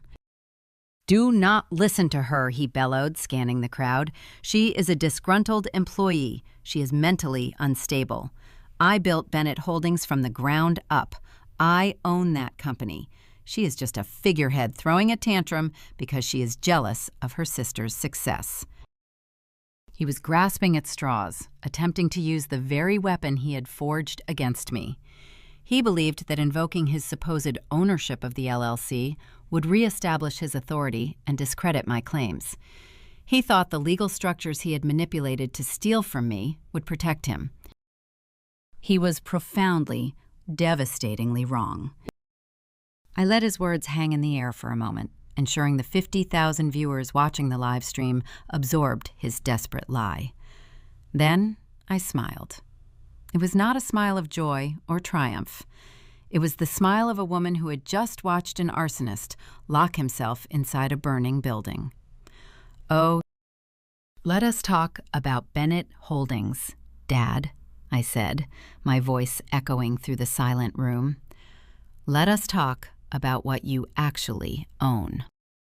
I reached into the manila folder and pulled out a fresh stack of documents. These were not blown-up copies of loan applications. They were dense, official government papers bearing the seal of the state of Illinois. I held them up, turning slowly so the media cameras could capture the distinct crest. 5 years ago, you needed collateral to secure your fraudulent loans, I explained, keeping my tone measured and precise. But you did not want to risk your own assets, so you took an abandoned, environmentally contaminated industrial plot you bought in the 90s. A toxic brownfield site burdened with massive cleanup costs and pending EPA fines. My father's eyes widened, a flicker of true panic replacing his false bravado. He took a half step backward, his confidence beginning to crumble. You transferred the deed of that toxic land into Bennett Holdings, I continued, my voice sharp and unforgiving. And then you structured the LLC so that I was the 100% sole proprietor. You dumped a financial and environmental disaster entirely into my name to frame me for the debt and shield yourself from the liability. You designed it to ruin me. The crowd remained utterly silent, captivated by the unfolding drama. At the head table, Darren stared at me, the full scope of the financial trap finally becoming clear to him. He realized his father-in-law was not a successful businessman, but a predator who fed on his own children. But you made one critical mistake, Dad, I said, stepping closer to the edge of the stage. You stopped paying attention to municipal zoning laws. You assumed that land was still a worthless, toxic dump. I pulled out the official state appraisal and held it high. You did not realize the Department of Transportation needed that exact plot for the new highway bypass. You did not realize the state legislature had approved federal funds to clean it up. The color vanished from my father's face entirely. He opened his mouth, but no sound came out. The realization of what he had done was crashing over him like a physical weight. Because you made me the sole legal owner of the LLC to protect yourself, you made me the sole legal owner of the land, I announced, delivering the final, devastating blow. I walked into the state transportation office yesterday morning. I signed the eminent domain paperwork. I want to thank you, Dad. I really do. Because in your desperate attempt to destroy my life, you accidentally gifted me $3.5 million. The shockwave hit my father so hard, his knees visibly buckled. He grabbed the wooden podium to steady himself, his knuckles turning white. He stared at me, his eyes wide and uncomprehending, his mind struggling to process the sheer magnitude of his miscalculation. He had built an elaborate cage to trap me, only to realize he had handed me the key to the vault. A sharp, piercing wail cut through the silence. My mother, who had been standing frozen near the dance floor, collapsed into a nearby chair, burying her face in her hands. The pristine image she had maintained for decades dissolved into a puddle of public humiliation. She realized her suburban colonial, her country club membership, her entire existence was built on a foundation of sand, and the tide had just rushed in. I am not done, I said, my voice rising over the rising murmurs of the crowd. I pulled out the final document from the folder. It was the confirmation of the irrevocable trust. And because I know exactly how you operate, I did not leave the money where you could touch it. The state wired the entire $3.5 million directly into an impenetrable, irrevocable trust yesterday afternoon. I am the sole beneficiary. You cannot sue me for it. You cannot freeze it. The money is locked away and you will never see a single dime of it. The checkmate was absolute. The silence in the ballroom was broken only by the sound of my sister sobbing at the head table. Ashley had buried her face in her arms, her influencer empire collapsing around her. Her phone, which was still broadcasting the live stream, lay abandoned on the table, capturing every second of her spectacular downfall for her 50,000 followers. But the reckoning was not confined to the stage. Mr. Harrison, the fraud investigator Naomi had brought, stepped forward from the shadows. He moved with a calm, methodical authority, bypassing the stunned guests and approaching the head table. He stopped directly in front of Ashley. "Excuse me, ma'am," he said, his voice polite but firm. Ashley looked up, her makeup smeared with tears. "What do you want?" she choked out, her voice trembling with a mix of fear and indignation. Mr. Harrison reached into his jacket pocket and pulled out a printed ledger.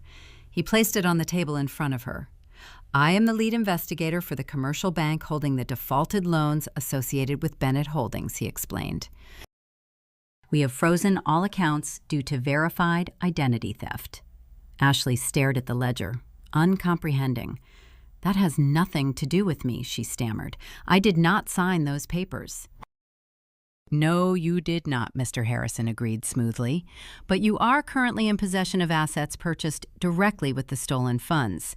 He tapped a specific line item on the ledger.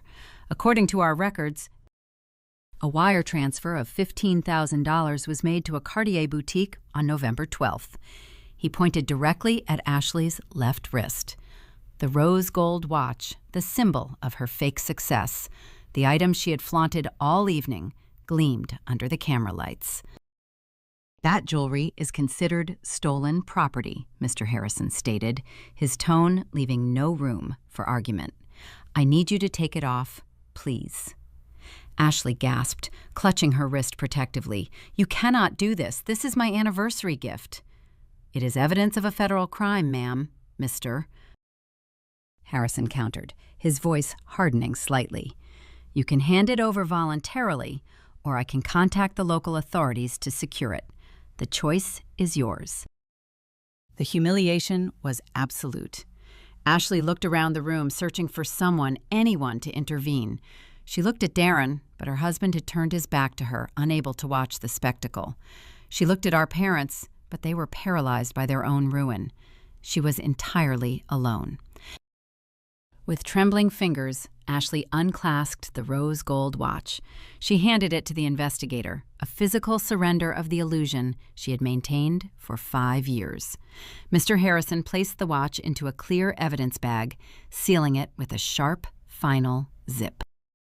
The click echoed through the microphone, broadcast live to the internet.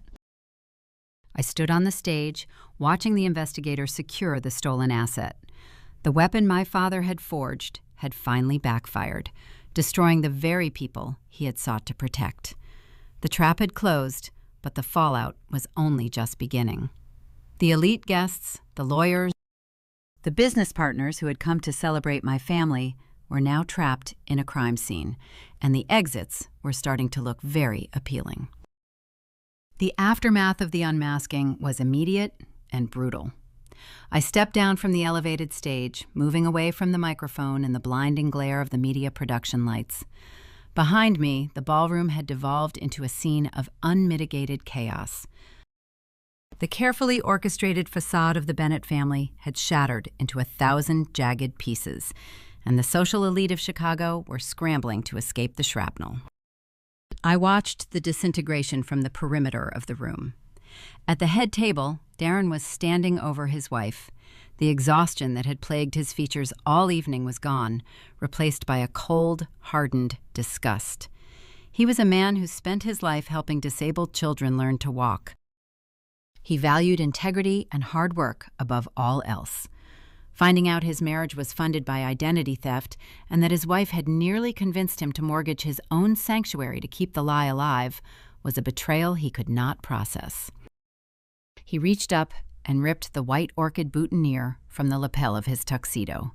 He threw the crushed flower onto the linen tablecloth, right next to the abandoned live streaming camera. Ashley reached for him, her mascara running down her cheeks in dark, frantic streaks. She begged him to stay, her voice raw and shrill over the rising din of the crowd. Darren did not say a word. He simply turned his back on her and walked away.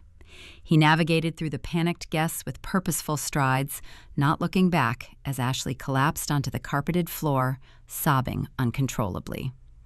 The golden child, the self-proclaimed influencer, was reduced to a weeping mess in a ruined silk gown, stripped of her stolen jewelry, and abandoned by the only man who had genuinely loved her.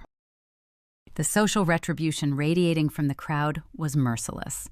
The 300 guests, consisting of prominent lawyers, business partners, and country club executives my father had spent decades courting, were fleeing the venue in droves.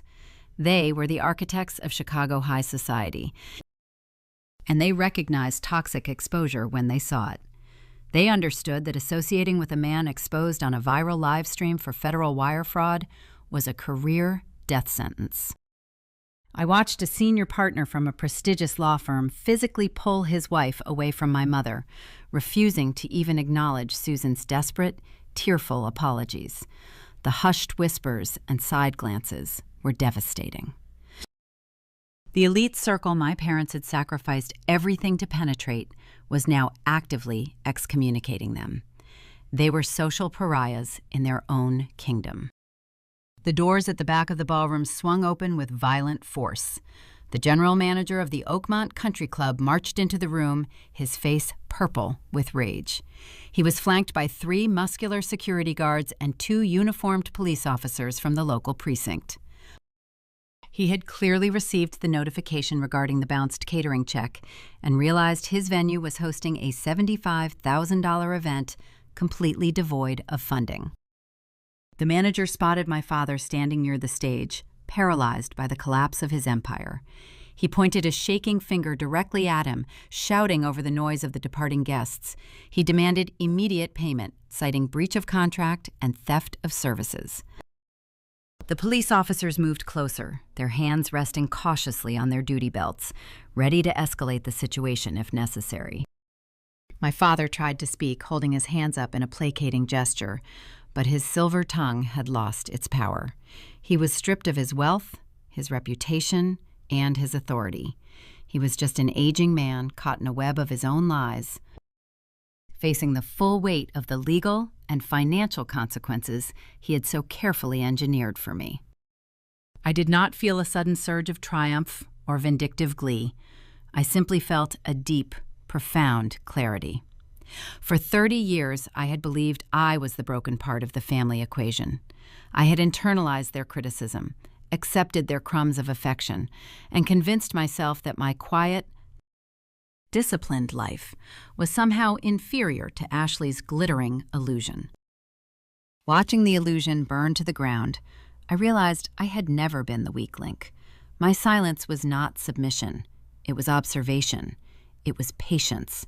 It was the necessary restraint required to survive an environment designed to consume me. Naomi Carter approached me, her crimson dress a striking contrast against the panicked crowd. She held out her hand, offering a firm, respectful shake. "You executed that flawlessly, Kate," she said, her dark eyes shining with genuine admiration. "We executed it flawlessly," I corrected her. "How is Darren holding up?" Naomi glanced toward the main exit where her brother had disappeared minutes earlier. "He is devastated, but he is safe. I have a car waiting for him outside. We will start the annulment paperwork first thing tomorrow morning." Ashley is not getting a single dime of his equity. Mr. Harrison, the fraud investigator, stepped up beside Naomi. He held the clear evidence bag containing the confiscated Cartier watch. He looked at me, a professional nod of acknowledgement passing between us. "Miss Bennett, You have provided the bank with a comprehensive and unimpeachable dossier of evidence. We have everything we need to proceed. I unclasped my designer evening bag and pulled out the thick manila folder. It contained the original, pristine copies of the forged loan applications, the ruined quitclaim deed bearing the corrupt notary stamp, and the recorded audio file of my father's extortion attempt. I handed the entire packet over to the investigator. "It is all yours, Mr. Harrison," I said, my voice steady and resolute. He accepted the folder, securing it under his arm. "The authorities will take it from here. I advise you to retain counsel for the upcoming proceedings, although, given your meticulous documentation, your position is extremely secure." I thanked him and turned away from the stage. The ballroom was nearly empty now, save for the venue staff, the police officers, and the shattered remains of my family. My mother was sitting on the floor next to Ashley, both women sobbing into their hands, mourning the loss of their unearned status. My father was surrounded by the authorities, frantically trying to explain away the bounced checks and the overwhelming evidence of fraud. I did not offer them a parting glance. I did not need to see them led away in handcuffs to feel vindicated. The truth was already out, echoing across the internet and securing my future. I walked out the grand double doors of the country club, leaving the chaos behind me. I stepped onto the cobblestone path, the cool night air hitting my face with a refreshing bite. The stars were bright above the Illinois suburbs, unobscured by the city lights. My phone vibrated in my clutch. I pulled it out, expecting a frantic message from a relative or a notification from a news outlet picking up the live stream feed. Instead, it was an automated email from the irrevocable trust I had established earlier that week. The subject line read, "Transaction complete." I opened the email. The state of Illinois had finalized the eminent domain acquisition. The wire transfer had cleared all security protocols. The $3.5 million early settlement premium was now sitting securely in my untouchable vault, safe from the wreckage my father had created. I took a deep breath, the crisp air filling my lungs. The financial battle was won. The social retribution was complete. But the legal war was just beginning, and I needed to ensure the fallout did not drag me down with them. My father was desperate, and desperate men are unpredictable. He would soon realize the magnitude of his legal exposure and attempt to leverage his remaining assets to mount a defense. I had to guarantee that the final chapter of this conflict locked the cage tight, leaving him no room to maneuver, and securing my own sanctuary once and for all. 2 months passed.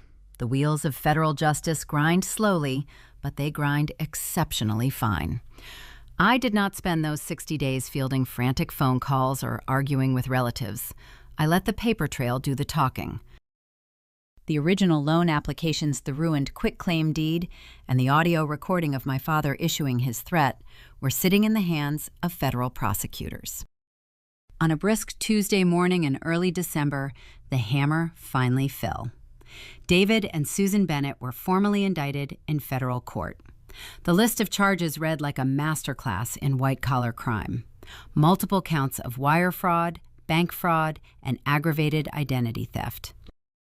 My father had spent his entire adult life cultivating an image of untouchable prestige.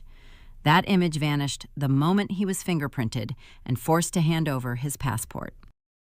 The prosecution built their case on a foundation of undeniable evidence, but the killing blow came from an inside source. Greg the notary did not even wait for an arraignment to cut a deal. Facing the prospect of spending his twilight years in a federal penitentiary, he flipped on my parents within 48 hours of his arrest. He provided investigators with a detailed ledger of every fraudulent signature he had stamped and every kickback he had received. He testified that my father was the sole architect of the scheme. The alliance built on golf course handshakes and stolen money crumbled the second self-preservation became the only currency left. While the criminal courts handled my parents, I had to execute the final phase of my financial extraction. I was sitting on a $3.5 million trust fund, but the original $340,000 commercial debt was still technically attached to my name. The bank holding the defaulted loans was aggressive. Their collections department did not care that I was the victim of identity theft. They only cared about recovering their losses. And they still held the cross-collateralization clause threatening my two-bedroom condominium. My first instinct was to simply wire the funds from my trust and clear the debt. It would have been the easiest path. But Elias Thorne sat across from me in his downtown office and shook his head. He explained the paradox of paying the ransom. If I directly satisfied the loan, the bank would close the file. My parents would escape the civil consequences of their theft. The institution that failed to verify my identity would suffer no penalty for their negligence. We chose a different route. It was a strategy designed to free my assets while redirecting the financial crosshairs squarely onto the people who deserved them. Sarah, my trust attorney, drafted a formal declaration of dispute. Instead of paying the bank directly, we transferred exactly $340,000 into a highly publicized legal escrow account, pending the outcome of the criminal trial. The terms of the escrow were ironclad. The funds were secured and earmarked for the bank, but they could not be released until a judge ruled on the identity theft charges. This maneuver created a brilliant legal checkmate. By securing the disputed funds in escrow, I demonstrated perfect financial compliance. The bank was legally forced to immediately release the lien on my primary residence. My condominium was officially safe. My credit report was cleared of the default status. But the bank still needed to balance their ledgers today. With the escrow funds locked behind a pending federal trial, the bank executives turned their attention to the actual originators of the fraud. They initiated aggressive asset seizure protocols against my parents. The suburban colonial house where I grew up, the house where my mother had tried to force me to sign away my future, was placed under a bank lien. The retirement accounts my father had spent 30 years building were frozen and targeted for liquidation to cover the civil damages and legal fees. By refusing to pay the debt directly, I forced the financial institution to dismantle my parents' estate brick by brick. The fallout extended far beyond the courtroom and the bank vaults. The consequences cascaded down to the people who had benefited from the stolen wealth. Ashley was experiencing a harsh introduction to reality. The internet is a ruthless place for content creators caught in a lie. Footage of the vow renewal live stream had been captured and shared across countless social media platforms. Her 50,000 followers evaporated overnight, replaced by critics dissecting every post she had ever made. Brands severed their sponsorships. The illusion of the self-made tech investor was replaced by the reality of a woman wearing stolen jewelry. Cut off from the fraudulent credit lines and facing mounting legal bills of her own, she could no longer maintain her lifestyle. The luxury vehicles parked outside her apartment were repossessed. The designer handbags she had unboxed for her audience were sold to consignment shops just to keep her utilities turned on. She was learning that an empire built on someone else's credit shatters the moment the true owner steps out of the shadows. Her marriage met a similarly swift end. Darren had packed his belongings the night of the vow renewal and never looked back. He filed for divorce the following Monday. Ashley attempted to contest the filing. She hired a discount attorney and tried to claim half the equity in the Oak Park Craftsman house Darren had purchased long before their wedding. She argued she was accustomed to a certain standard of living and demanded spousal support. She underestimated her sister-in-law. Naomi Carter stepped in to represent her brother's financial interests. Naomi was a corporate auditor who dismantled Fortune 500 tax shelters for a living. A suburban divorce proceeding was barely a warm-up exercise for her. Naomi subpoenaed every bank statement, every tax return, and every receipt associated with Ashley's accounts. She built an impenetrable wall of evidence proving that Ashley had contributed zero legitimate income to the marital estate. Naomi demonstrated that the only funds Ashley brought into the marriage were the proceeds of federal wire fraud, exposing Darren to severe legal risk. The divorce settlement was merciless and swift. The judge ruled entirely in Darren's favor. Ashley was denied spousal support. She was denied any claim to the equity in the house. She walked away from the marriage with nothing but the clothes in her suitcase and the public disgrace she had earned. Naomi ensured her brother kept his sanctuary intact. The legal and financial wars were drawing to a close. The enemies I had faced were either facing federal prison or learning how to survive on a minimum wage paycheck. I had protected my home, secured a multi-million-dollar future, and severed the toxic ties that had bound me for 3 decades. I was ready to close this chapter and build a life entirely on my own terms. But desperate people rarely surrender without throwing one final stone. I was sitting in my living room reviewing the blueprints for a new commercial office space I planned to lease. The winter sun was setting, casting a warm orange glow across the hardwood floors. My phone vibrated on the coffee table, breaking the quiet stillness of the apartment. I looked at the screen. It was an incoming call from a local Chicago area code I did not recognize. I answered the call, keeping my voice professional. There was a brief crackle of static on the line, followed by the sound of a man clearing his throat. The voice was hollow, stripped of its usual booming arrogance. It was the sound of a man who had finally realized he was trapped at the bottom of a very deep well. "Kate," my father said, his voice trembling slightly, "I am calling from my defense attorney's office. We need to talk." The quiet daughter he had tried to destroy was gone. The woman holding the phone was the sole proprietor of a multi-million-dollar trust fund, and she held the key to his survival. I listened to his ragged breathing, waiting to hear exactly what kind of lie he would try to spin next. The ultimate confrontation was no longer about money or legal leverage. It was about defining the boundaries of forgiveness and deciding whether a man who tried to bury you deserved a hand pulling him out of the dirt. 6 months later, the harsh Chicago winter surrendered to a bright, crisp spring. Sunlight poured through the floor-to-ceiling windows of my new office in the River North District. The space smelled of fresh espresso and expensive leather. I stood by the glass looking down at the bustling city streets. I was no longer a mid-level supply chain manager navigating corporate red tape. I was the founder and principal director of Bennett Logistics Consulting. I had utilized a measured fraction of the $3.5 million trust fund to secure the commercial lease and hire a team of top-tier industry analysts. The rest of the capital remained locked in a diversified portfolio, generating steady, quiet returns. I had reclaimed my name and built an enterprise grounded in genuine expertise, not stolen credit. The heavy glass door of my office swung open. Naomi Carter walked in carrying 2 cardboard cups from a premium local roaster. She wore a tailored camel trench coat, and her dark eyes carried that familiar, sharp intelligence. We had established a weekly Friday morning coffee routine. The shared experience of dismantling a criminal family had forged a unique, unshakable respect between us. Naomi handed me a cup and took a seat on the modern sofa near my desk. She looked around the sunlit room, nodding in approval. "You built a fortress, Kate," she said, taking a sip of her dark roast. "A very stylish fortress, but a fortress nonetheless."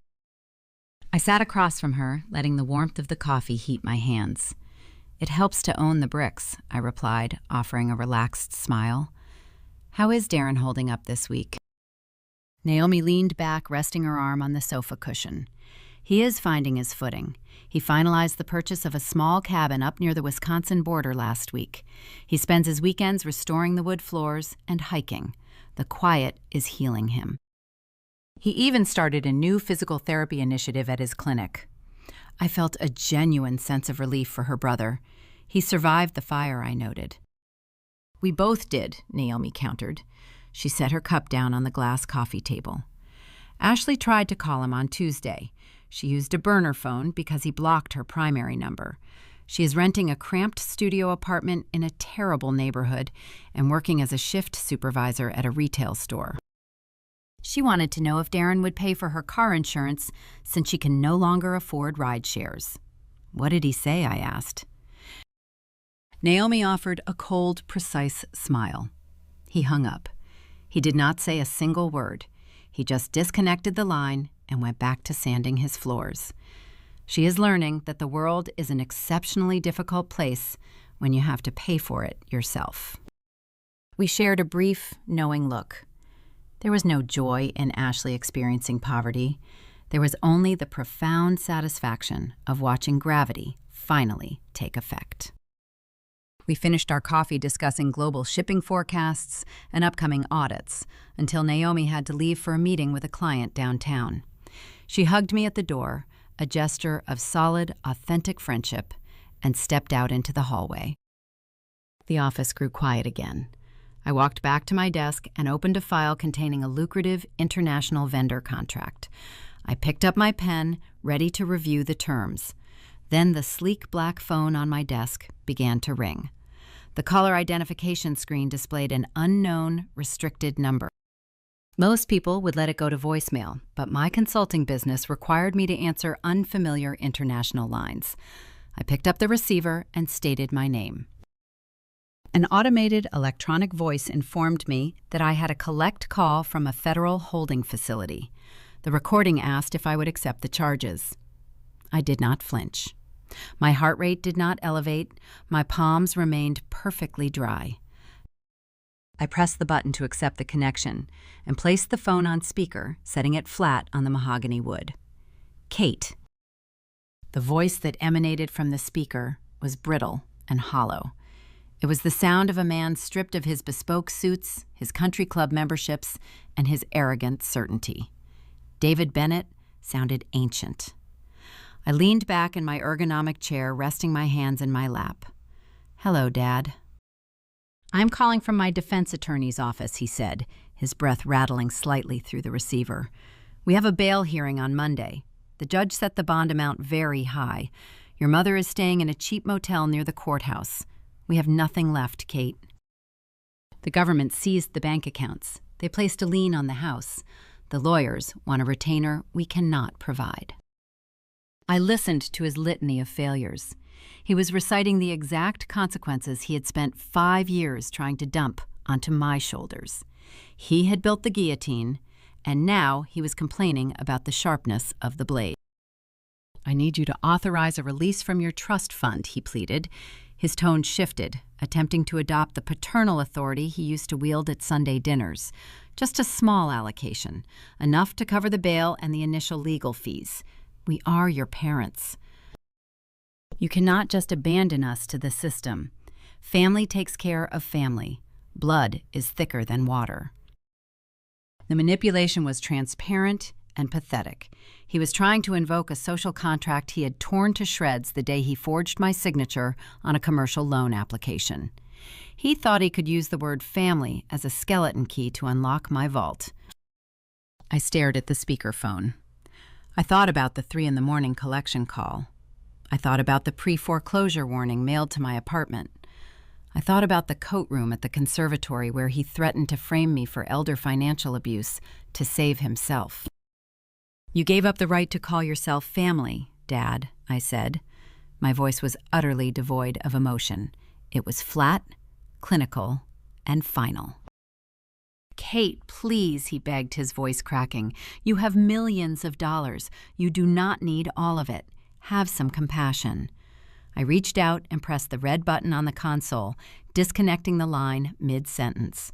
The office returned to a pristine, unbroken silence. I felt no guilt. I felt no lingering sorrow. I had simply closed a door that would never open again. I opened the bottom drawer of my desk. I bypassed the stacks of new client contracts and pulled out a single, crisp sheet of paper.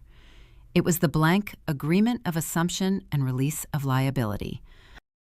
It was the exact document Susan had slid across the dining table months ago, attempting to trick me into assuming their fraudulent debt. I placed the paper on my desk. I pulled a small, yellow sticky note from a dispenser. I picked up my favorite black fountain pen. I did not write a lengthy emotional letter. I did not demand apologies or express my lingering grievances. I wrote 5 simple words. Fix the mess yourself. I pressed the sticky note onto the center of the blank legal document. I folded the paper in half and slid it into a thick white envelope.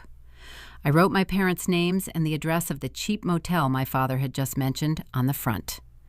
I applied a postage stamp. I did not include a return address. I gathered my coat and my leather briefcase. I locked my office door and rode the elevator down to the street level. The afternoon sun was warm against my skin. I walked to the corner of the block and opened the metal chute of a blue postal collection box. I dropped the envelope inside, listening to the satisfying echo as it hit the bottom. The last tether was officially severed. I decided to take a longer walk to a favorite local bistro for a late lunch. The sidewalks were crowded with professionals enjoying the spring weather. I passed by a corner cafe with large open windows. Inside a television monitor was mounted above the coffee bar, playing the local afternoon news broadcast. I slowed my pace, catching a glimpse of the screen. A news anchor was providing a live update on the massive infrastructure project currently sweeping through the Illinois suburbs. The graphic across the bottom of the screen read, "Highway expansion begins." The camera view switched to a live helicopter shot hovering over a familiar stretch of landscape. It was the Oakmont Country Club. The camera zoomed in on the pristine, manicured green lawns my father had worshipped for decades. But the landscape was no longer pristine. A fleet of massive yellow bulldozers and heavy earth-moving excavators were rolling directly across the turf. They were tearing up the fairways, churning the expensive grass into deep trenches of raw, brown dirt. The State Department of Transportation had officially broken ground on the new bypass. The route was cutting a direct path right through the back 9 holes of the elite golf course. I stood on the Chicago sidewalk watching the television screen through the cafe window. The poetic justice was absolute. My father had orchestrated an elaborate identity theft scheme and dumped a toxic piece of land into my name to ruin my future. He had laughed at me. He had threatened me. In the end, that exact piece of land funded my freedom, and the government project that purchased it was currently bulldozing the primary symbol of his stolen status into dust. I turned away from the window and continued walking down the street. I did not look back. My credit was perfect. My apartment was secure. My business was thriving. The quiet daughter they tried to bury had not just survived the dirt.